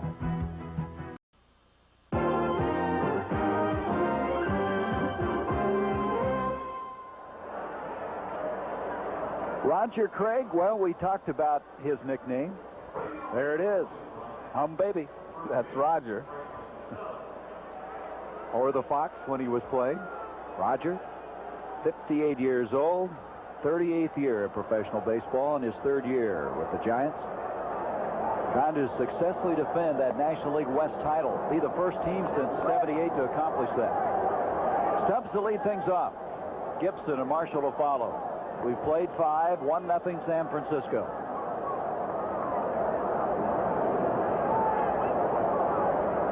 Kelly Downs.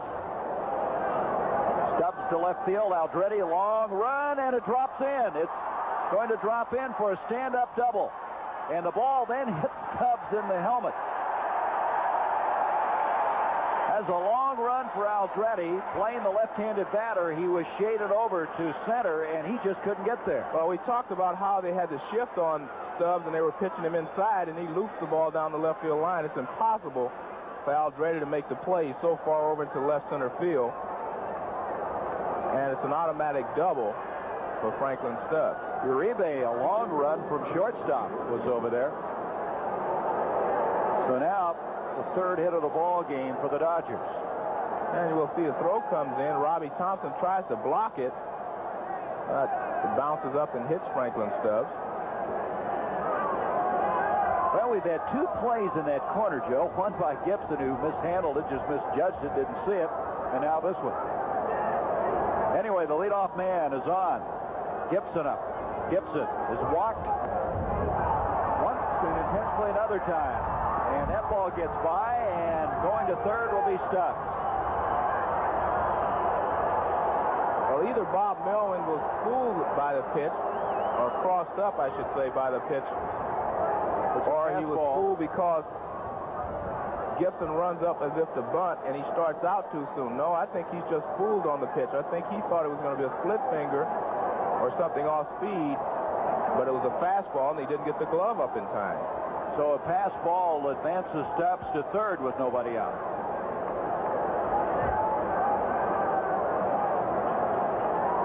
And the Giants are playing the infield halfway on the right side and halfway on the left side, meaning the second baseman and the shortstop.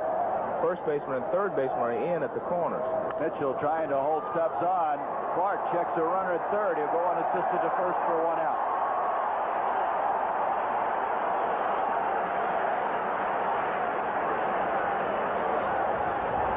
That'll bring up Mike Marshall. You see Gibson still has the handle of the bat in his hand because he broke it, swinging at a split finger low and away, and it hit it off the end of the bat, broke his bat, and was not able to get the ball through the infield. Dodgers, all 3 of their hits thus far have been doubles. Hamilton with the double in the 2nd, Sachs with 1 in the 3rd, and Stubbs here in the 6th inning. He's still at 3rd now with 1 down, and Marshall, who has popped up twice at the plate. The Giants are playing the infield halfway because they can still throw Franklin Stubbs out at the plate from that position. He has average speed, not blazing speed. If you have a fast runner at 3rd, you cannot play halfway and still get him at the plate. You have to play the infield all the way in. And when you play the infield all the way in, your range is cut down and you give a guy a chance to drive the ball past you. In this situation, with it being halfway, you can still almost cover the same amount of ground, and you can also charge the ball and come to the plate. 1 strike on Marshall. Marshall last year had 6 RBIs here in Candlestick. Moose, 6'5", 218-pounder.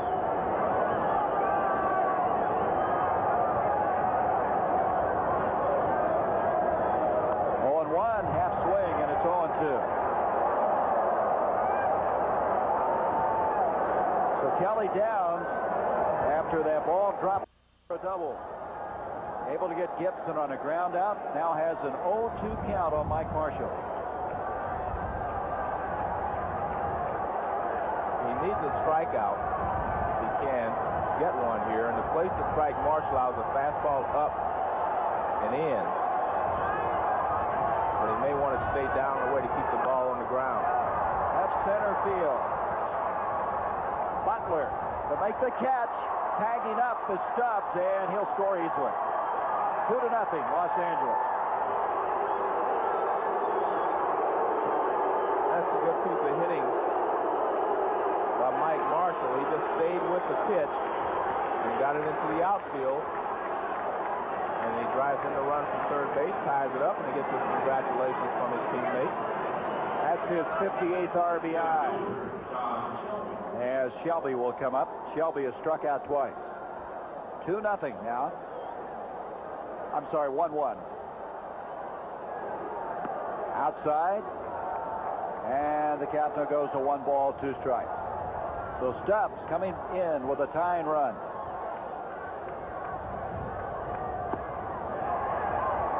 Shelby looks back. He wants to see what he missed on that one. Well, actually, he hit Bob Melvin's glove with his backswing. He let go with one hand, and he hit Bob Melvin with his backswing. 1 ball, 1 strike, and 2 out. Big cut. Shelby may be struggling a little bit after the injury, not playing all that much. Already struck out twice in this game. Watch, this is a sinker. Watch how he lets go with his top hand, and the backlash hit Melvin the pitch before.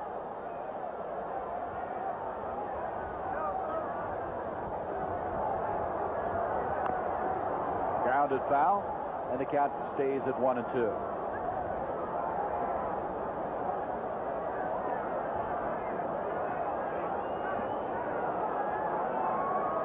The Giants scoring their run in the 3rd. The Dodgers tying it up here in the 6th.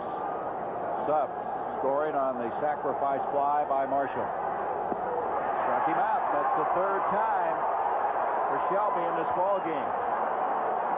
So they pick up a run on a base hit. The RBI going to Mike Marshall. 1-1 at Candlestick. We can help you make money. We can help you enter new markets and have a presence. We can help you become a major player in some type of environment. You have the idea, you start it. We'll help you finish it. Obviously, if you're starting a new business, there's something that you think you have to offer. But just having the better mousetrap doesn't necessarily give you market share. You have to understand, how do I take this great idea, how do I target it, how do I get to those folks that can probably and that want to buy, and how do I sort through of all the people that are out there, of all the companies that are out there for my product and service, which is going to be my #1 target group. We can help you do that. We work with just hundreds of clients annually, and I'm sure we've worked with people in the industry that you're going in, and that would allow you to understand what works, what doesn't work, to get to that market share. What's it going to get you? Money. Isn't that what it's kind of all about in starting up a new business? You've seen how the advanced full-size Chevy half-ton stands up to Ford. And recently, maybe you've seen Ford's answer. But what you haven't seen is the latest news. Right now, full-size Chevy sales are on a rocket and growing faster than Ford's, which just goes to prove America knows a hot new truck when they see one. Make your switch to Chevy now with $500 cash back. That's a Dave Chevy truck. The NFL preseason kicks off when the Cincinnati Bengals meet the Los Angeles Rams in the Hall of Fame game live Saturday on ABC Sports. Los Angeles Rams expecting a lot from Jim Everett, their quarterback.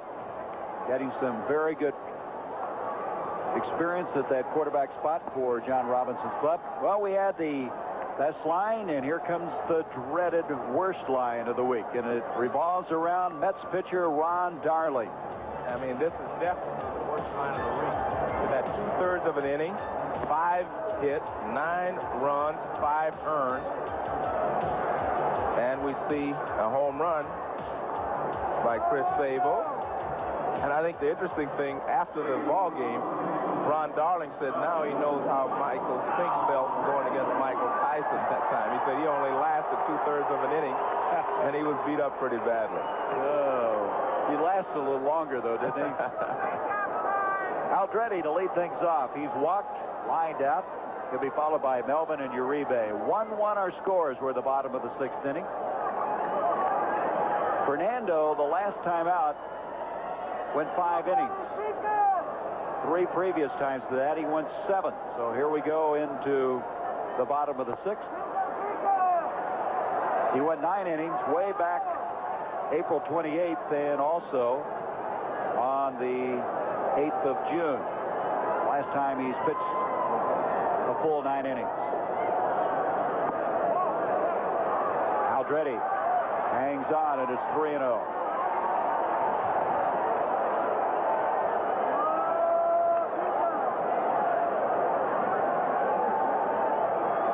Melvin, who has a base hit in this ball game, up next. There's the strike, 3-1. 1 run, 6 hits for the Giants. The Dodgers, 1 run, 3 hits. They've committed 2 errors. Foul back.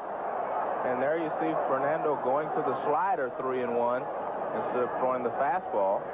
He was able to get it over the plate this particular time. But when you have to throw 3-1 sliders and 3-1 breaking balls, you're going to end up walking a lot of guys, and that's why he has walked a lot of players. This will be another slider. Grounded down, and the count stays now and goes to 3-2. 3 balls, 2 strikes. How come he's not wearing his glasses now? Good question. You get through so many innings, you get rid of them, huh?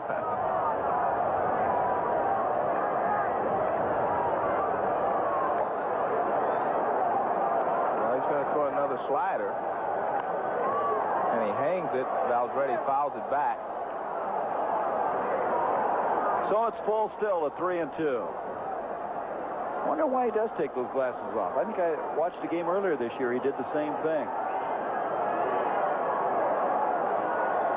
He's going to stay with the slider on Val. There it is, blowing away. And I think that's one of the reasons he's walked far more hitters this year than in strikeouts, because he throws the breaking ball so often late in the ball game. Well, we talked about Giant nicknames. Let's look at the Dodger nicknames through the years. That's, of course, Harold Henry, Pee Wee Reese. The Big D was Don Drysdale. James William Gilliam, the outstanding second baseman, junior. The Lip, Leo DeRocher. And the Duke. And everybody knows Mickey, Willie, and the Duke. That's right. My kids have been singing that song for years. So the leadoff man has walked, and we have timeout called. Bill Fahey was calling timeout at third base because they're going to use a pinch runner from Mike Aldretti at first base. And it'll be Donnell Nixon. He will come in to pinch run. And this guy can run. He's one of the faster men you're going to see. He has a brother, Otis, playing with the Expos. So Donnell Nixon replacing Aldretti. Thought maybe Nixon would play. He's a right-handed batter to go against a left-handed pitcher. Well, he's played very well since the Giants acquired him from Seattle. And, I mean, he's stolen a few bases, but he's hit well. He's hit a lot better than people thought he would. You know, this guy swiped 144 bases in a season in the minor leagues. One season. So he has the lead at first. Leadoff man on as Aldretti now leads the ball game after walking twice. I think Vince Coleman stole 141 that year. He broke it. I think he actually had 145, Joe. I think he broke the record by Donnell Nixon. That's a lot of stolen bases. Melvin at the plate. He's singled and flied out. I talked to Donnell before the game. I asked him if he had come back from a severe broken leg that he suffered a couple of years ago. He said he didn't lose a step because of where the break is, or was.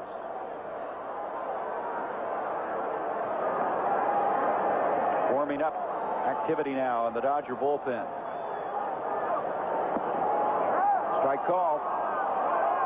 It could be a little difficult for Donnell Nixon to steal a base as you see Tim Cruz warming up in the Dodger bullpen against Valenzuela, because he has not faced him. And he has not been at first base with Valenzuela pitching. And Valenzuela is a little unusual until you really can read him. You get a chance to see him a few pitches. Grounded foul. Of course, Nixon's previous experience in the American League was Seattle, so he hasn't had a chance to see Fernando.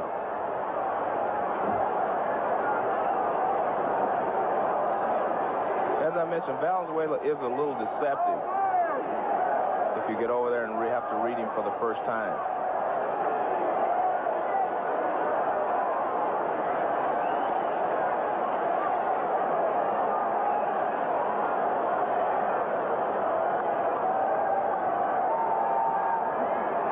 Nixon with 3 stolen bases. He's been caught 3 times. 0-2 to Melvin. 1-2. 1-1 our score. We're in the bottom of the 6th inning.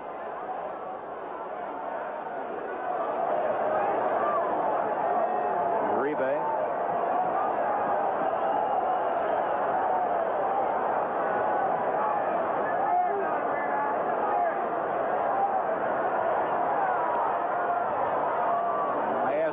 Who's faster, you or Otis? Nixon, of course, who plays for the Expos, says, I'm younger. I'm 3 years younger. He's been swiping a lot of bases for Montreal. Otis has.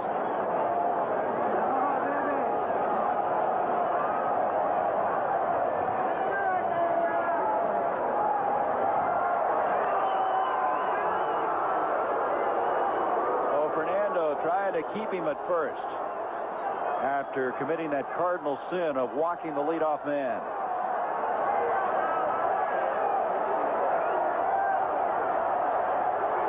He's walked 3 men tonight, Aldretti twice.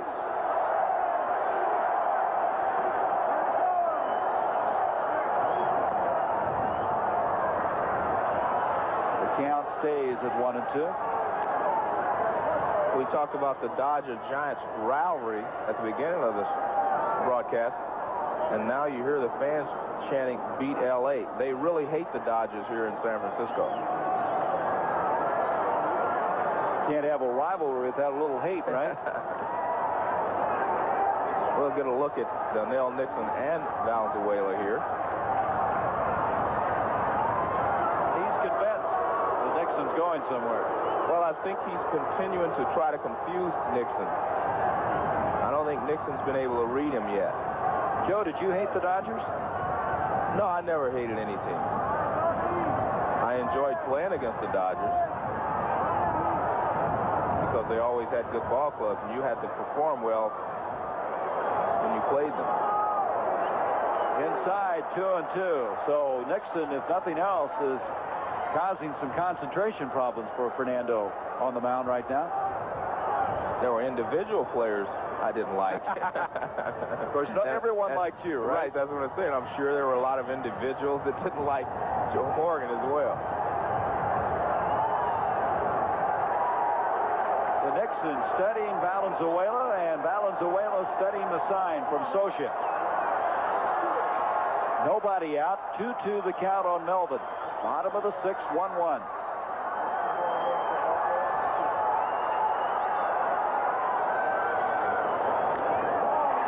Reaches out, punches it to center field for a base hit, and bobbled by Shelby, and Nixon flying around third. He's coming home. Here comes the throw, and he's out.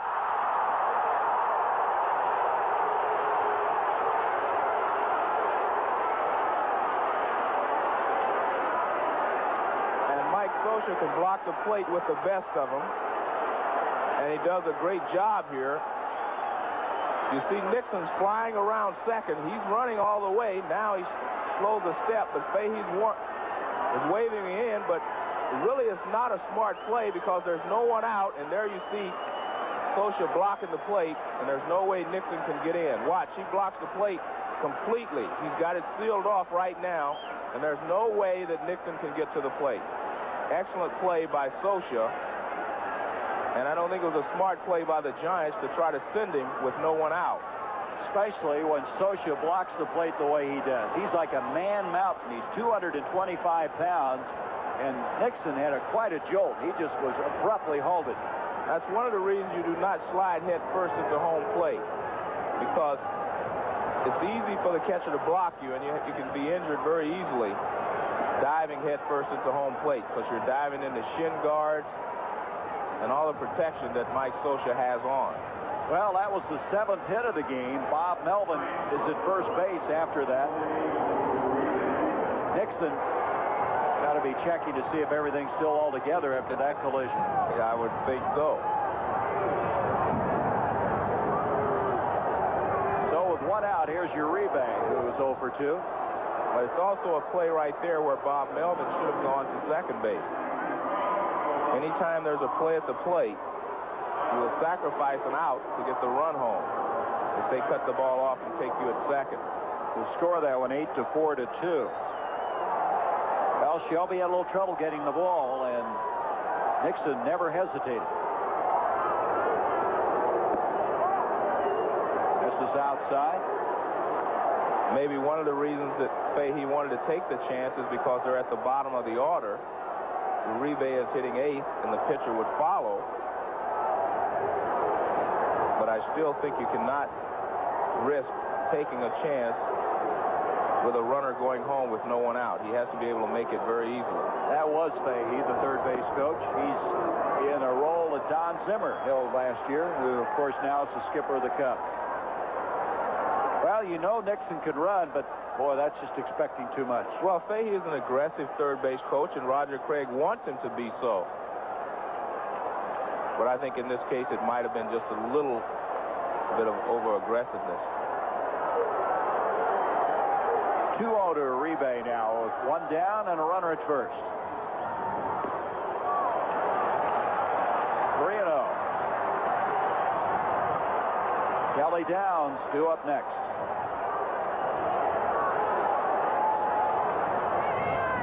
Ron Baranowski on the phone right now. He had Cruz warming up earlier.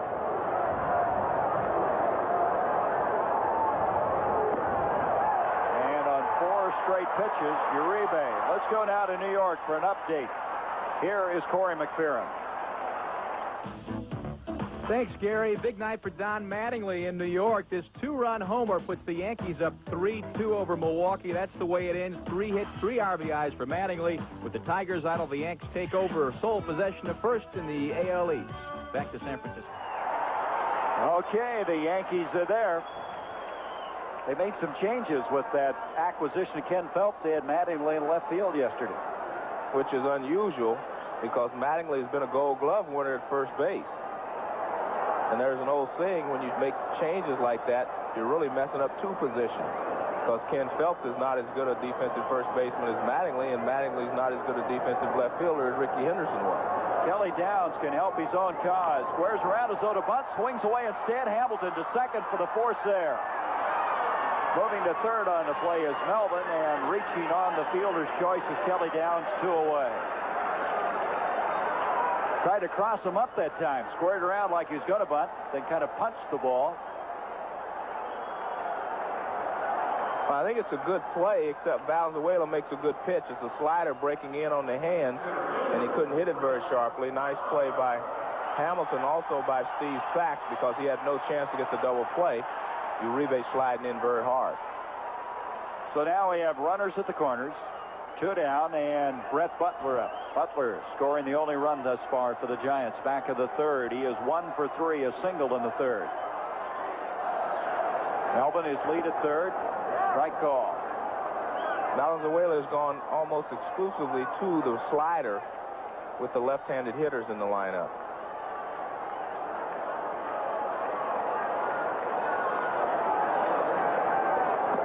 Outside with that one, it evens up at 1-1. And as I mentioned earlier, I believe that's his best pitch against left-handed hitters. Orozco and Cruz both up and throwing now for Los Angeles. 2-1.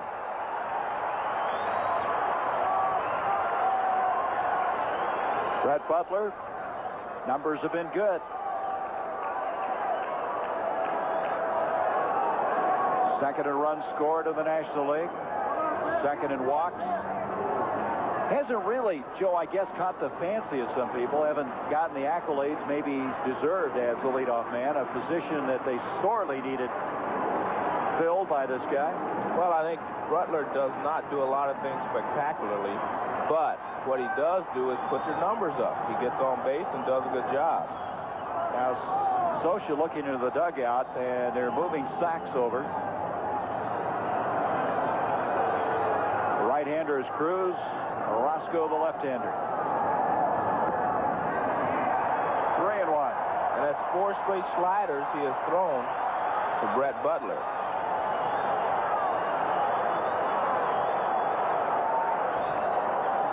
Sachs, they caddy in position where they want him now, a little bit shaded towards the first base side. And deep. 2 out. Starting to get a little...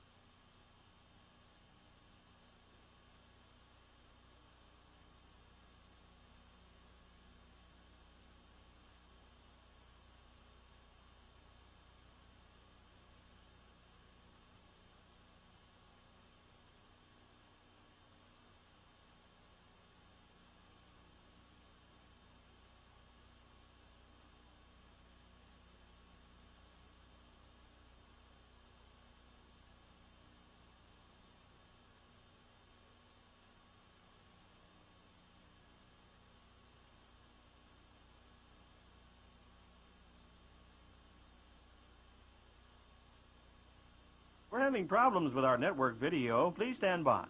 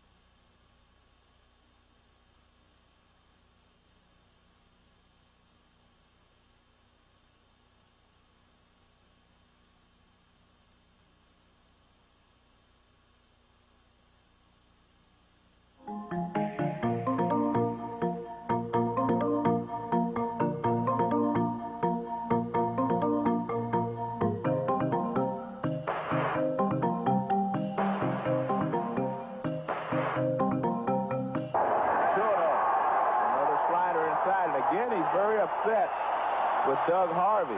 As you see, Valenzuela thinks that that slider was a strike and the pitch to Brett Butler was a strike. Ron Peronowski is going to come out and try to calm him down. But I don't think they can do that. Fernando is very upset right now. There you see Ron Peronowski. We'll get another look at the pitch.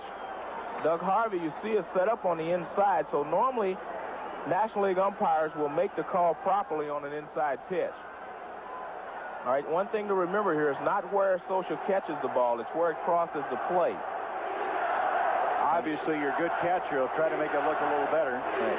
And I think Valenzuela felt that the ball crossed the plate in the strike zone and then broke off after it went past the plate. You know, this could be a critical stage of the season for this guy, Fernando. Just like you mentioned, doesn't get out of this jam. If he does, well, I think that's exactly what Tommy Lasorda is thinking here. 2-0, 2 down, the base is full. But he's got to make a good pitch here. And he got it. That's the first fastball he's thrown to the last 3 hitters. Thompson taking all the way. 2-1 on Robbie. Melvin at third base. Downs at second. Butler at first.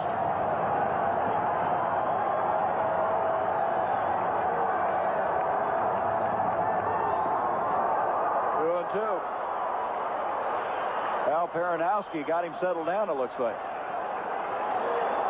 Peronowski, 7 years, the pitching coach for the Dodgers. Valenzuela is a veteran. He's been through all of these things before.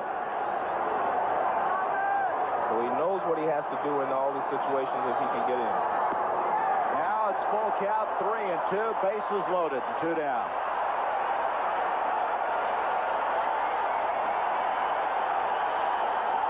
out on their feet.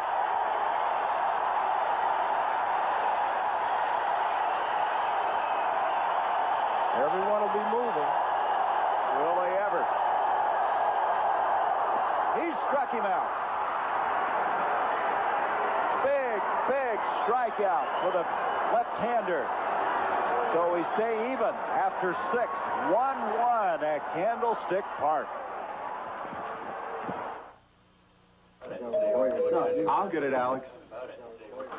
Mel's Market. Here's your order. What order? Side of beef. I didn't order. Here's your delivery, sir. What delivery? Your Stroh's 30 packs. Stroh's. Alex? Nah. Stroh's and Stroh Light. Fire brewed for smooth, consistent taste. And with 30 packs, you get more beer. Pardon? Pierre Pet Shop. Here's your poodle. Oh. Alex.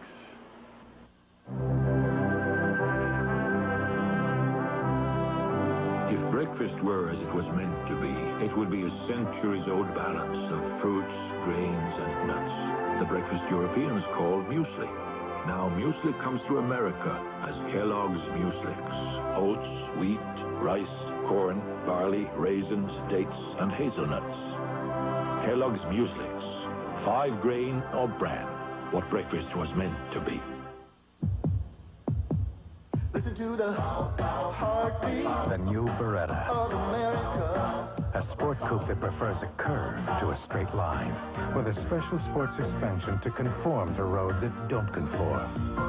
And a price as uncommon as the car itself. Beretta.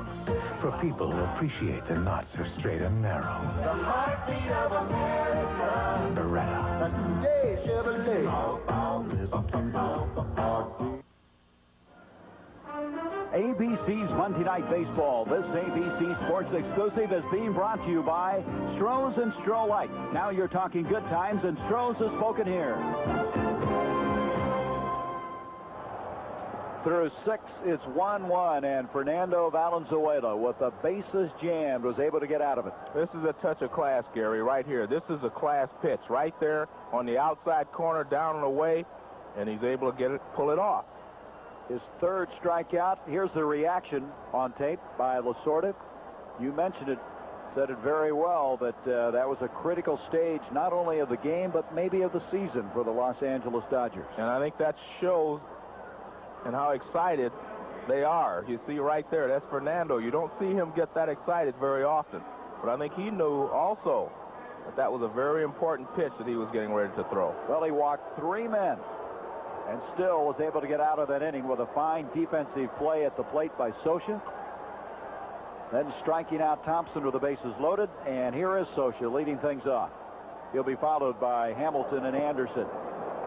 How many times, Joe, have you seen Socha block the plate like that? Is there anybody doing any better than this guy? No, and I was a victim on several occasions myself. He does an excellent job. He's probably the best that I've ever seen, and I always thought Bench was good. But I think Socha's a little better. He's got a little more body with him. Tell you one guy that did block the plate one time, I wish he didn't, was Ray Fawcett. That all-star game and that collision with Pete Rose. 1-2. Well, of course, Nixon was the guy that was cut down at home. He now remains in the ball game in left field, replacing Aldretti. What Socha does when he blocks the plate, Gary, is he shows you a little bit of the plate. He gives you something to slide at, so he knows where you're going. And then he's able to block you off from that point on. Helps when you weigh 225 pounds, too. 2-2 on Socha.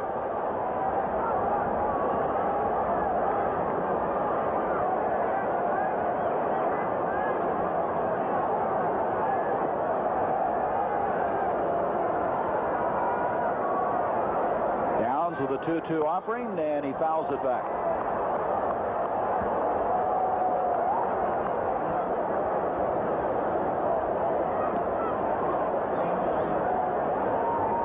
Downs has been very effective. He's done his a lot easier than Fernando, but the results are the same. 1-1 tie. Thompson. The leadoff man is erased here in the 7th inning.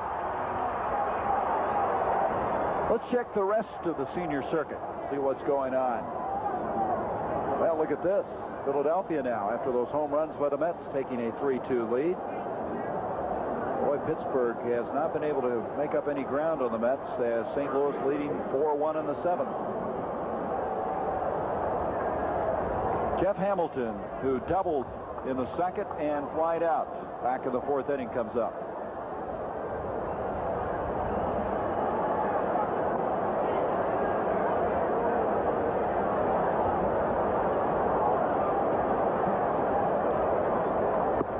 Outside to Hamilton.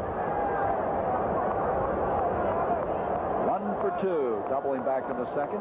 There is Pena. What a job he has done. Alejandro Pena, one of those many effective bullpen guys. They have 32 saves amongst them. Hamilton pops it up. Mitchell coming over. And there's 2 away. Well, let's get another update from the Ivy, Wrigley Field. Here's Al Troutwig. Well, Gary, not only have they illuminated the field, but they've illuminated the scoreboard and, of course, the streets surrounding Wrigley Field as the Cubs practice under the lights for the first time. Billy Williams, Ernie Banks, and Ryan Sandberg could not hit the first home run out under the lights. That honor goes to Andre Dawson. Now back to you, Gary, where a night game is no big deal. It still looks strange over there to see Wrigley Field under the lights. So Dawson will hit a few more home runs that part before it's over. There's a swinging ground ball, and Downs, good play. Had to sidearm that one to Clark. It's a 3-up and 3-down inning. So Roger Craig, who feels that they're going to win at least 3 of the 4 in this series, has it even at 1. Yes, sir. Listen carefully. If we don't make cases, they will lose the account and go back. This won't happen if you use our free phone card. For fiber optic long distance that sounds the best and costs less, call 1-800-US-SPRINT. People who count on my brakes are important to me. So the people who work on my brakes are important to me. The people who work on your brakes at Midas are trained brake experts. Remember, nobody beats Midas. Nobody. Sorry, Alex. You know the rules, buddy. Let me have a steer, Pat. About my monthly tab. Seems really high. No, that's right. Looks high to me. Maybe you shouldn't let your buddy use it. My buddy. Brown hair, wears it long. Is he short? Yeah. Talks funny, too. Wolf? Says that a lot. Stroh's, fire brewed for smooth, consistent taste. Eats the peanuts right out of the bowl, too. Teach your team to play the right way with Major League Baseball's A Coaching Clinic. It's a great training video for coaches, dads, and moms, and a great learning video for individual players. To order your VHS copies and check or money order for $19.95 to Major League Baseball, Box 88, Trenton, New Jersey, 08561. Or call 1-800-543-7800. New York and New Jersey residents add sales tax. The proceeding was furnished by Major League Baseball. It's all even. 1 run apiece. San Francisco scoring their 1 run on 7 hits. They've left 10 men on the base paths, including a bases-loaded jam in the previous inning. Dodgers scoring their 1 run on 3 hits, all 3 of those doubles. And Fernando Valenzuela, who is in all kinds of problems in the last inning, continues on in the bottom of the 7th. Well, I think last inning you saw why Valenzuela has been such a great pitcher over his career, because he was able to make the pitches he had to under pressure. So coming up will be Will Clark, Maldonado, and Mitchell to follow. Will with a base hit and an RBI back in the 3rd inning, reached on an error and flied to center.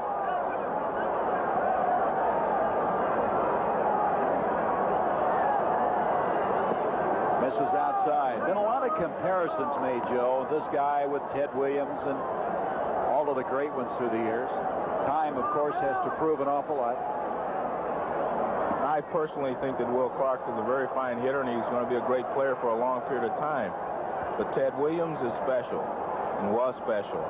And Ted Williams may have been the greatest hitter to ever live. So I'm not quite ready to make those types of comparisons, but I think he is going to be a great hitter. One thing he's done, according to Roger Craig, is develop some patience for the off-speed pitch.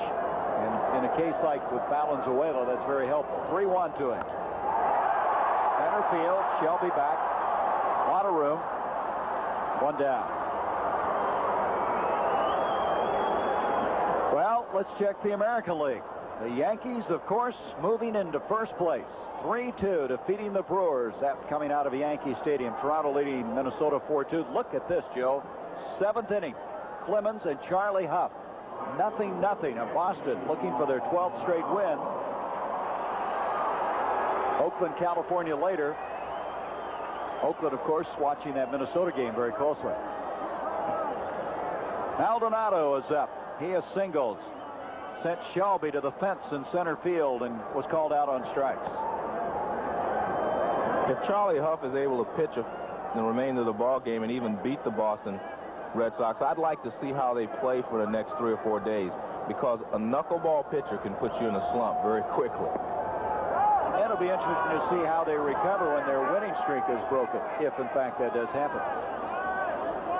Joe Morgan of the Red Sox. Right. He's been getting some of your mail and vice versa?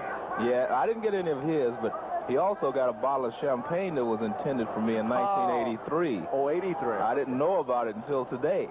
I thought maybe this year. 2-1 now on Maldonado. That was a 1983 World Series. I hit a home run in Baltimore, and someone sent me a bottle of champagne, and they sent it to the wrong room. Line foul. 2-2. Well, Joe Morgan of Boston has really earned the right to be a manager. He was 16 years as a minor league skipper. The Red Sox have come right back into the pennant chase. They were 9 games out at the All-Star break, now a game and a half. If you can put a winning streak together, you can catch up in a hurry. And that's what someone in the National League West will have to do if they're going to catch the Dodgers. Full count. There is Danny Heath. Valenzuela is scheduled to lead off the 8th inning for the Dodgers. He's the first scheduled hitter, and Danny Heath is loosening up in case they want to use a pinch hitter. They've had activity in that bullpen for the last 2 innings. Maldonado hit that one off the fifth, and Anderson can't time it. It's in for a base hit.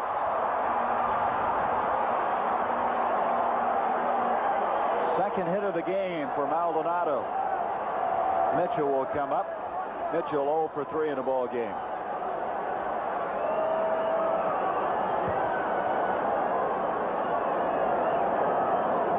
So 8 hits in a ball game now for San Francisco.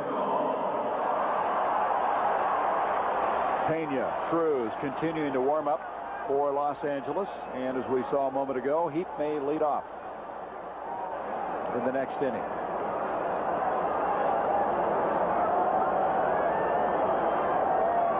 Steps off.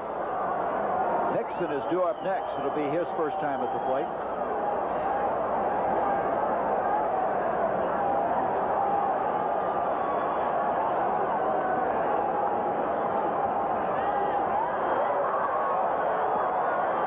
Like any smart pitcher, Valenzuela does not forget about the runner at first base. I'm sure he doesn't feel that Maldonado's going to run, but he wants to make sure that he knows he's there, as you see Tim Cruz and Alejandro Pena continue to throw in the Dodger bullpen. A lot of times you see late in the ball game a pitcher will forget about a guy who doesn't normally steal bases, and all of a sudden he takes off. Valenzuela's not going to let this happen. Fly ball, left center field, going back deep. Shelby going back, and that ball is out of here. A 2-run home run.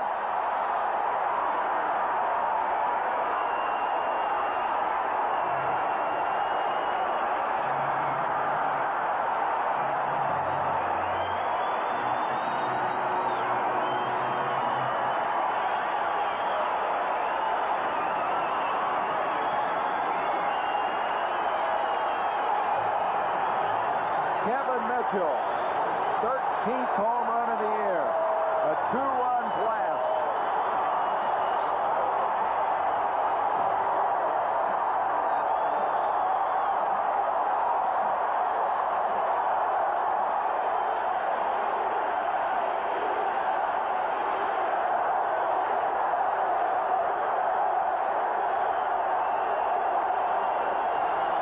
Mitchell has had a string of home runs. He had 3 home runs in 3 straight games earlier this year.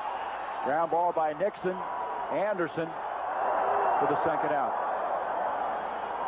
So after he got out of the jam last inning, he doesn't get out of it this time. Well, Mitchell is probably the best hitter against mediocre stuff on the Giants ball club. By that I mean Valenzuela can't throw the fastball by him inside. He can't fool him with the off-speed stuff. So he has a better chance of hitting him than anyone else, I would believe, on the Giants for the long ball in this situation. There you see Maldonado. He knows it's gone right away, and so does Kevin Mitchell. Well, he got himself in position to score ahead of Mitchell. That off-the-fist little blooper to left. So I think at this point in the ball game, Valenzuela is really throwing on guts rather than having good stuff. And I think that's why I said he's down to a mediocre fastball now. Well, Melvin lines out to Gibson. But the Giants have erupted for a pair of runs, and they lead it 3-1 after 7. Lafitte, Louisiana and Old Milwaukee both mean something great to these guys. Lafitte means flat bottom boat races and a Cajun feast that'll set your mouth on fire. And Old Milwaukee means a great beer, cold, crisp Old Milwaukee beer and smooth, golden Old Milwaukee Light. There's nothing like the flavor of a special place, an Old Milwaukee beer. Old Milwaukee and Old Milwaukee Light. It doesn't get any better than this. It took 2,000 years, but a revolutionary discovery is changing the way men think about coloring their gray hair. It's called Just for Men, from the leader in men's hair coloring. Simply apply Just for Men, and in 5 minutes, shampoo out. Your gray is blended away, leaving your natural-looking color. 5 minutes. Here, look at me. Just for Men leaves your hair looking healthy and fuller, and it won't fade or wash out. Just for Men, in the men's hair care section. Somehow there's got to be a cure for athlete's foot. Hey, step up to the mic. Mike. Mike is it? This cures athlete's foot. It's got something the others don't. Myconazole. There's nothing more powerful. Yes? You got something that cures athlete's foot? Sure, step up to the mic. Huh? Micotin. It cures athlete's foot. Step up to the cure. Step up to the mic. Micotin, also in deodorant spray. It seems like yesterday the Miller girls were in their strollers. Today things are changing. I'm State Farm Agent Dee Ray. After Shannon and Stephanie came along, the Millers needed our family insurance checkup. I showed them ways they could update their family coverage to cover their bigger family. Like every State Farm agent, I work with a family to help keep their insurance up to date. Keeping up with the girls, that's their job. And like a good neighbor, State Farm is there. There's the guy that's the difference of the ball game right now. Kevin Mitchell, 2-run home run, his 13th of the year. As we go to the top of the 8th, Danny Heap will lead things off now for the Dodgers. Fernando Valenzuela will be coming out of the ball game as he'll pinch hit for Fernando. He's 2 for 24 as a pinch hitter, Heap is. He hit very well when he was playing for the injured John Shelby. Hit 400 during 3.5 weeks when he was filling in. Looks at a call strike, and it's 1-1. Heap, of course, was an outstanding pinch hitter for the New York Mets back in '86. Won that World Series against Boston. Grounded first base side. Clark. And Heap is erased. So Kevin Mitchell, let's look at it once again. And it's a belt-high pitch, and he knows it's a home run right now. And in fact, he'll stop and get a high five from Dusty Baker at first base. And there you see Fernando leaving at the end of the 7th inning. Fernando going 7 innings, giving up 3 runs, 9 hits, walked 5, and struck out 3. Got out of 1 bases-loaded jam, and then the Giants came back the next inning on that 2-run home run to take the lead 3-1.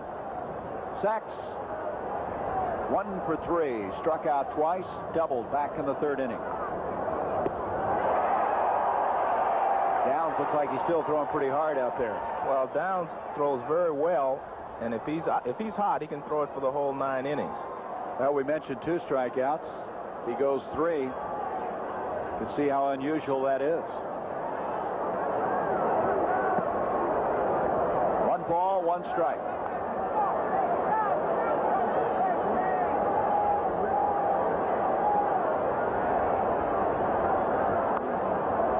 Foul back, and the count goes to 1-2. The Giants got off to such a miserable start after the All-Star break. They lost 5 in a row after winning 5 before the Classic. Just almost went in reverse. Well, they won 5 ball games at home before the break, but then they started the second half on the road, and Pittsburgh was very hot. Interestingly enough, Socia was saying that one thing we have to avoid is a long losing streak. That's the thing that could really take you out of it. Slicing foul, and the count stays at 1-2. And usually the thing that will keep you from having long losing streaks is a good pitching staff, because you'll get a good pitch ball game, as the Giants have been able to do from Big Daddy Rick Russell. There you see Franklin Stubbs, he's on deck. He has scored the run for the Dodgers back in the 6th inning.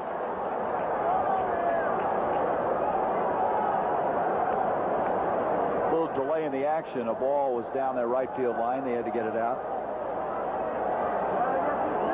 1-2 now with 1 out on Steve Sachs. That's into left field for a base hit. His 2nd hit of the game. Well, we saw the home run by Kevin Mitchell. There was another big home run in 1982. Joe Morgan, the Joe Morgan here, hit this home run off of Terry Forster, knocking the Los Angeles Dodgers out of the race. It was the last game of the season, Joe. Well, you know I don't forget things like that. It was a great moment, actually, in my career, one of the highlights of my career. I think it was very important at that particular time for the Giants organization. You remember every one of those, don't you? Well, I remember every one that was meaningful like that won a ball game. So the home run, knocking him out. Last game of the season right here in Candlestick. Fernando started that ball game as well.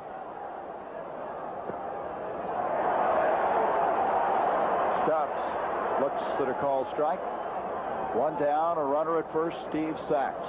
Stubbs will be followed by Gibson. We're in the top half of the 8th inning. 3-1, San Francisco.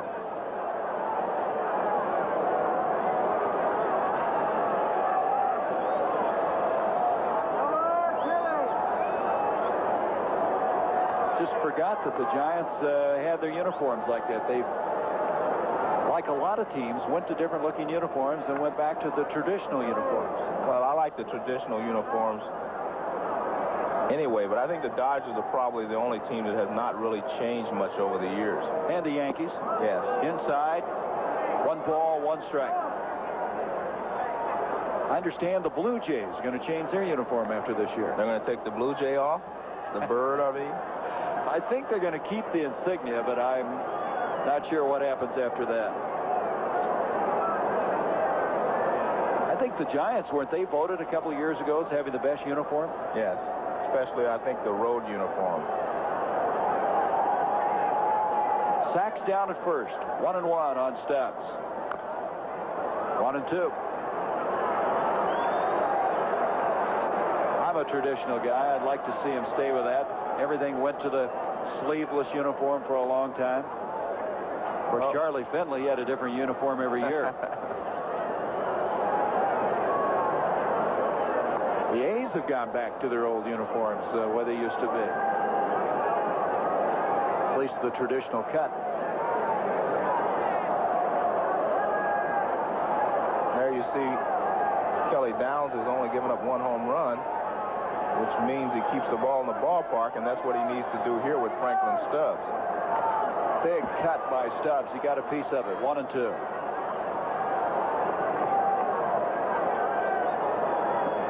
The Giants have a 2-run lead, but it's not safe by any means. The Dodgers have the middle of their order coming up with only 1 down, and Kurt Gibson will be followed by Mike Marshall, so it's not over yet. move back to first. Sachs back in easily.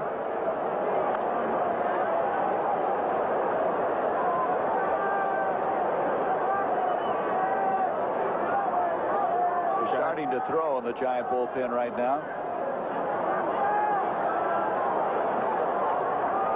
1-2 to Stubbs. Boy, he got him fishing for something there. Well, you were watching the play between Downs and Sachs at first, and Steve Sachs talked about Downs' move. Kelly does have a pretty good move over at first base. It's usually one or the other. A guy has a good move to home or a good move to first. And I think his better move is over to first base. And we're going to give him a try, though, if we need to steal a base, because at times he can give you a big leg kick to home plate. And when he does that, then you got a chance to steal a base on him. So with that thought in mind, Sachs is still down there at first. Now with 2 out, that was the 8th strikeout by Kelly Downs. The second time he struck out Stubbs, and here is Gibson. Gibson walked twice and grounded out. Well, I don't think this is a situation where the Dodgers would like for Steve Sachs to steal. They're 2 runs down, and they had Franklin Stubbs up, who hit over 20 home runs last year, and you have Kirk Gibson up, who is capable of hitting the ball out of the ballpark. They can tie the ball game with 1 swing, so I'm sure he'll stay there. Speaking of ties, that strikeout by Downs ties his career high of 8. He gets the strike on Gibson. You can see why the potential on Kelly Downs is always talked about. Throws hard. Had good location all night long. Grounded foul. He's way ahead of Gibson now, 0-2. Valenzuela went almost exclusively to the slider in the latter part of the ball game. Kelly Downs is going to the split-fingered fastball. But the hitters have to keep in the back of their mind that he does have a 90-mile-an-hour straight fastball as well.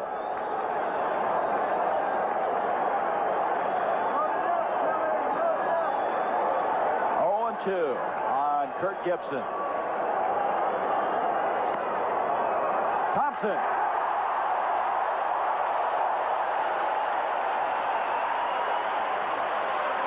Robbie Thompson covering a lot of ground out there. So the base hit by Sachs, not able to keep him going. We'll return to Candlestick Park after this message and news headlines from our local stations. Black Rock, Nevada and Old Milwaukee both mean something great to these guys. Black Rock means land sailing, riding the wind across dry desert lakes. And Old Milwaukee means a great beer. Cold, crisp Old Milwaukee beer. And smooth, golden Old Milwaukee Light. There's nothing like the flavor of a special place. And Old Milwaukee beer. Old Milwaukee and Old Milwaukee Light. You know, guys, it doesn't get any better than this. Toyota. It's advertised as who could ask for anything more. Nissan. They say it makes you feel like driving. Honda states that they make it simple. So why are so many of these make it simple, who could ask for anything more, make you feel like driving automobiles being traded in on the new 4-door Chevy Corsica and the new Chevy Beretta Coupe? Time marches on.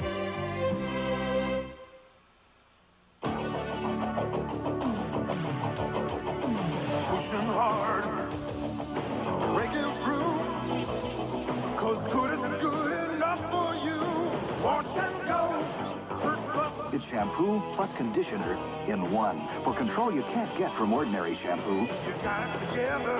Hair's clean, easy to manage. Ready to roll, wash and go. Shampoo, conditioner in one. I'm Linda Shockler. Tonight on Cap 35 News, it's open season on politicians now as filing season officially opens. Those stories and more tonight after the game.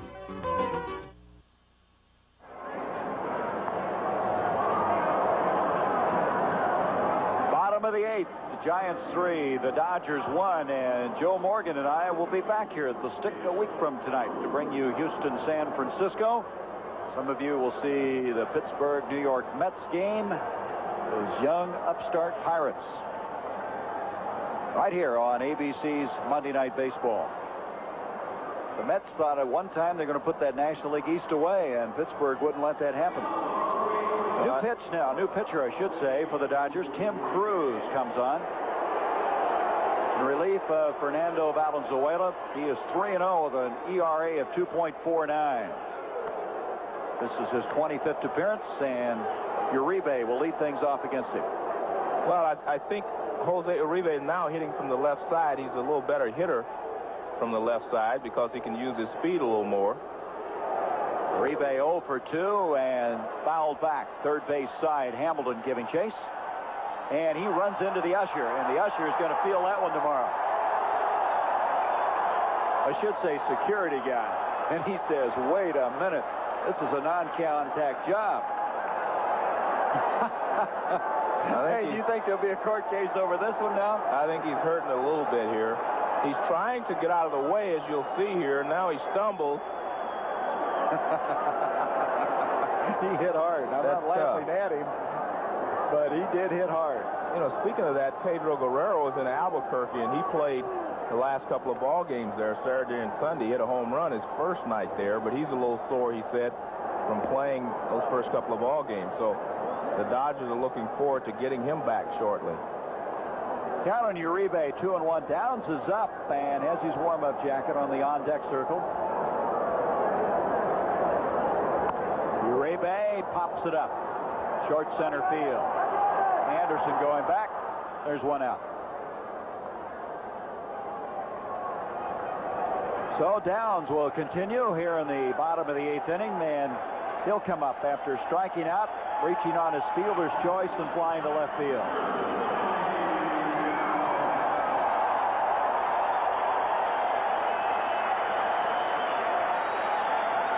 Well-reserved or well-deserved round of applause. Looking for his 10th win tonight. Thus far, Downs has given up 4 hits. He struck out 8, which we mentioned ties his career high, and he's walked 2.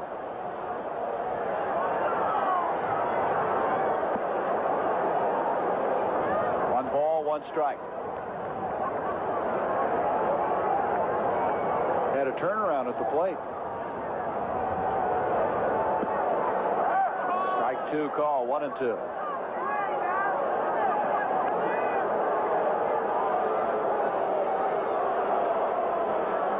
Tim Cruz is one of those guys that came over in the trade with the Brewers. He, along with Tim Leary, for Greg Brock. What a trade that was for Los Angeles. Right back to him. Nice stab by Cruz. 2 away. Butler will come up. Brett Butler with a base hit and a walk. Grounded out and flied out thus far. Gary, we've talked about the changes in the wind here at Candlestick. Now look at the flag. It's almost completely still here. Joe Arango, one of the members of the Giants family, passing away, and the flag at half-mast. 73 years old. He was in charge of the Giant Speakers Bureau as well, and he always introduced the singer for the national anthem each day here at Candlestick Park. 30 years of service with the Giants. That misses as Butler squares around, and the count's even at 1-1. We mentioned Cruz coming over in that trade with Milwaukee. The bigger story has been Leary. He has 4 shutouts this year for the Dodgers. What a find he has been. One time a great prospect to the Mets organization, and coming over from Milwaukee and found the split-fingered fastball in Mexico. So he, along with this guy, has really bolstered the Dodger pitching corps. 2-1. Scioscia quickly pounces on it. And it's a 3-up and 3-down inning.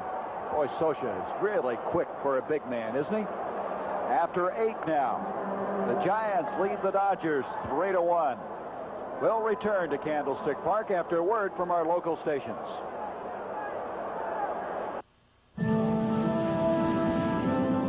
More Americans get their news from ABC News than from any other source. Expect the world of ABC News. The The Yakima Dodge July Jamboree is in progress now. Use our unique $2,000 cash certificate toward your down payment and own this freshly traded in 1986 Toyota 4x4 station wagon for only $129 per month. Or this 1985 Honda Accord LX for an incredible $139 per month.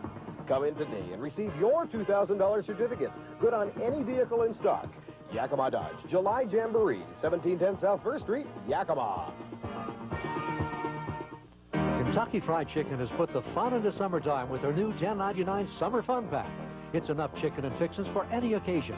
For just $10.99, you get 12 pieces of finger-licking good Kentucky Fried Chicken, large creamy coleslaw, plenty of mashed potatoes and gravy, and 4 fresh buttermilk biscuits. Why, it's a ready-made picnic.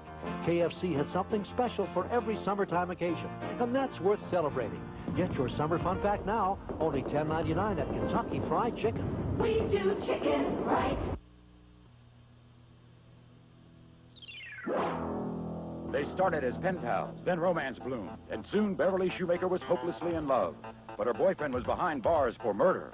Prison walls would not contain her love. Police say she staged a spectacular helicopter raid to spring her lover, a crime for passion, in broad daylight. Now they could be apart for a long, long time. Tomorrow night at 6:30 on channels 35 and 42. The Newhart Show at 7 on Cap 35.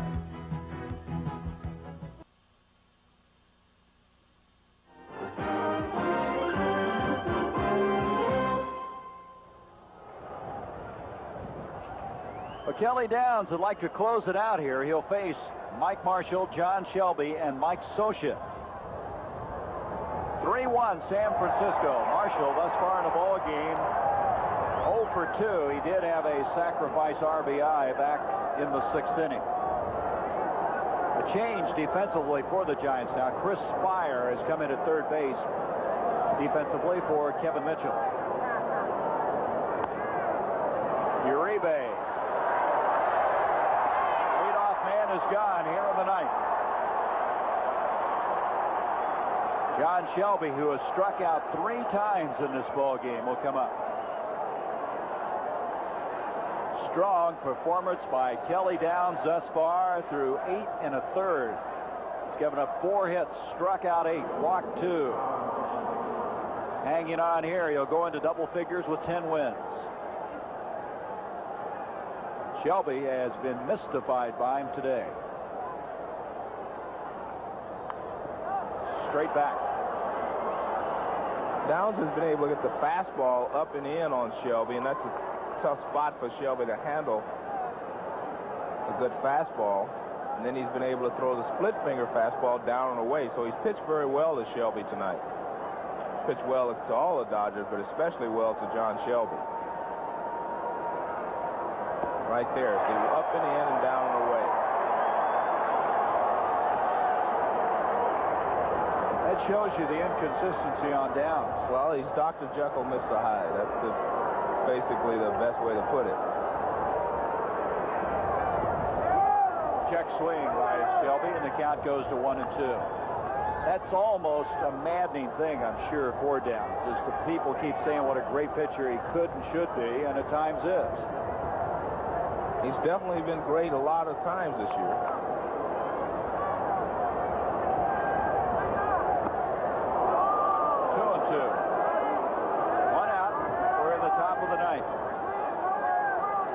The beginning of a 4-game series, the final stop on this 15-game road trip for the Dodgers.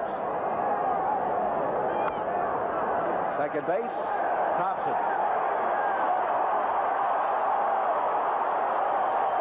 Well, he stays away from the golden sombrero anyway.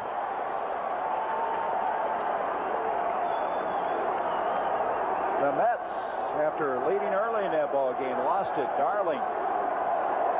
The loser, Strawberry and McReynolds had the home runs early, but there wasn't enough.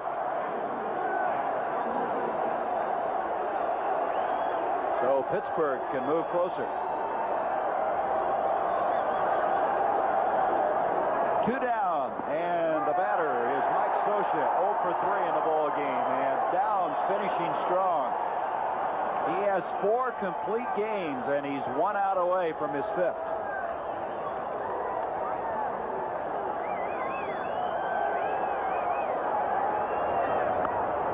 That's going to make it into center field for a base hit. So Socia with his first hit of the ball game. 5th hit of the night for Los Angeles. Boy, I tell you, the Giants get Lacoste, Kruko, and Dravecki back. Get Downs and Russell continuing on. That's a lot of pitching. I'm not sure, as we see Mike Davis is going to pinch hit for Jeff Hamilton, but I'm not sure that they will be able to get Dravecki back and Lacoste back in time, you know, for the pennant race. I think they're going to have to go with what they have, or Al Rosen is going to have to come up with another pitcher or two someplace else. And Alfredo Griffin is going to make his first appearance here in a long time. He's going to pinch run for Mike Socia. Well, that's the way Tommy wanted to get him started. Just bring him in, incorporate some activity for him, not necessarily as a starter. So here he comes at first, replacing Socia, and Mike Davis, who's been hitting a little bit late, a little bit better as of late, coming on as a pinch hitter. So Downs looked like he was going to breeze through this inning. Ground outs by Marshall and Shelby. All of a sudden, Socia keeps it alive for Los Angeles. The tying run at the plate, represented by Davis. Davis this year with 2 home runs.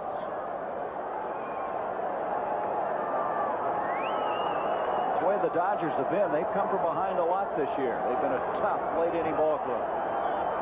Well, they have a lineup that's set, and they also have some guys coming off the bench that can do a job for them. They've had 20 come from behind victories this year. And that's being able to utilize your players late in the ball game, I think, is the reason that you come from behind a lot of times late. Lasorda makes the right moves down the stretch.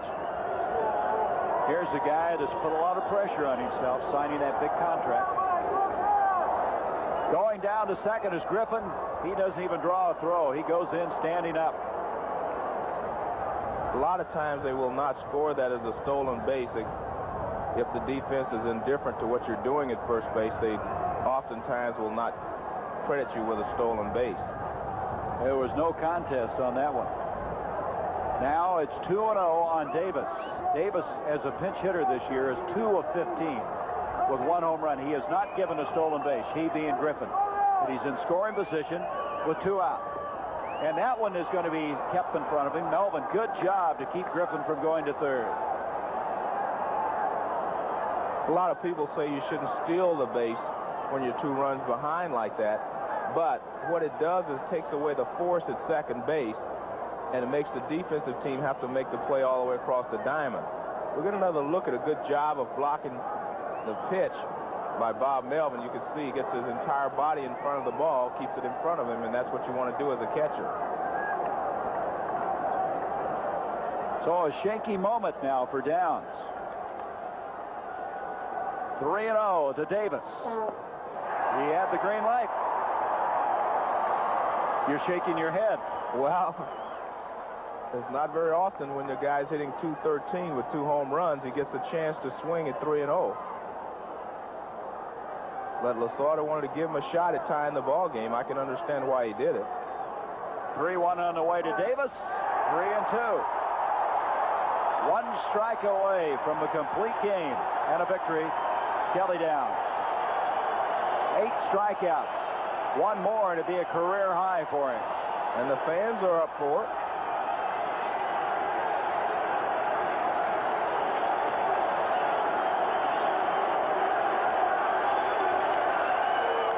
Fly ball, right field. Going back, Maldonado on the warning track, and it's over.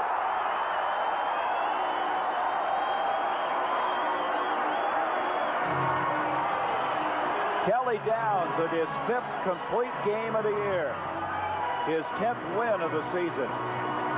As the Giants open up this 4-game homestand with a victory. We'll be back to wrap it up from Candlestick Park. Strong performance by Kelly Downs. The Giants win it 3-1. Tony, what are you eating now? Fruitful Brand. Yeah, it's peaches and raisins. Hey, Tony, that looks good. It is. It's Fruitful Brand. It's apples and dates. You just said it was peaches and raisins. Well, it was. Don't lie to your father. Well, now it's raisins, apples, and dates. Didn't you just tell your mother? Hey, it is apples and dates. Give me the box, Rosa. I'll decide. Only Fruitful brand has so many fruits, you get a different fruitful combination in every bite. It's peaches, raisins, and dates. Kellogg's Fruitful brand. It's never the same bite twice. If you think you've heard all there is about aspirin, think again. Today, there's an even better aspirin formula, Anacin. Clinical tests show that Anacin relieves headache pain better than regular strength aspirin. Anacin, a better aspirin formula. If you think you might need some new hand tools, think about this. Sears Craftsman hand tools are built so tough, we guarantee them forever. And we mean forever.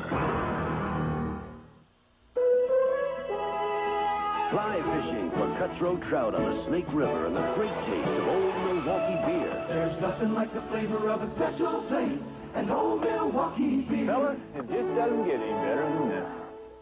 These are the hands of Mr. Goodwrench. Hands with the know-how to fix things. Hands of skill. Hands that care. The working hands of Mr. Goodwrench. No one knows your GM car better. No one. Chevy S10 invites you to own this real estate with the biggest engine ever offered in a compact 4x4. The most V6 power and torque available in a compact truck. V6 power to make your heart beat faster than ever. The heartbeat of America.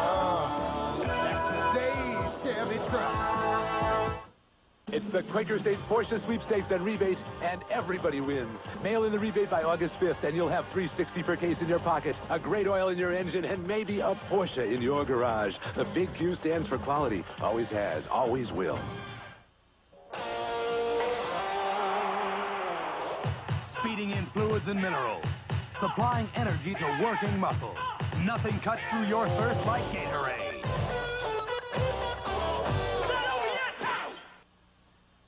IBF Junior Welterweight Champion Buddy McGirt defends his title against Howard Davis live on Schlitz Malt Liquor Professional Boxing Sunday on ABC Sports.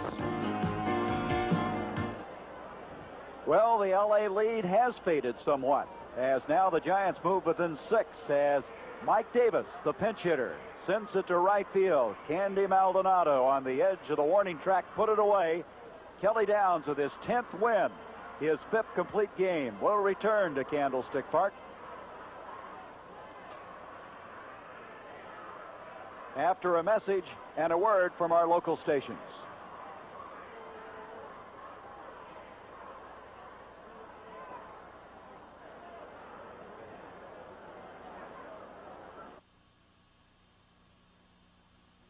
I spend 3 to 5 hours a day talking to my clients on the phone, buying and selling for them. So when our phone system packed up the other day, it was impossible. It was a mess. I make my livelihood on the phone, my commissions. Without a telephone, I'm broke.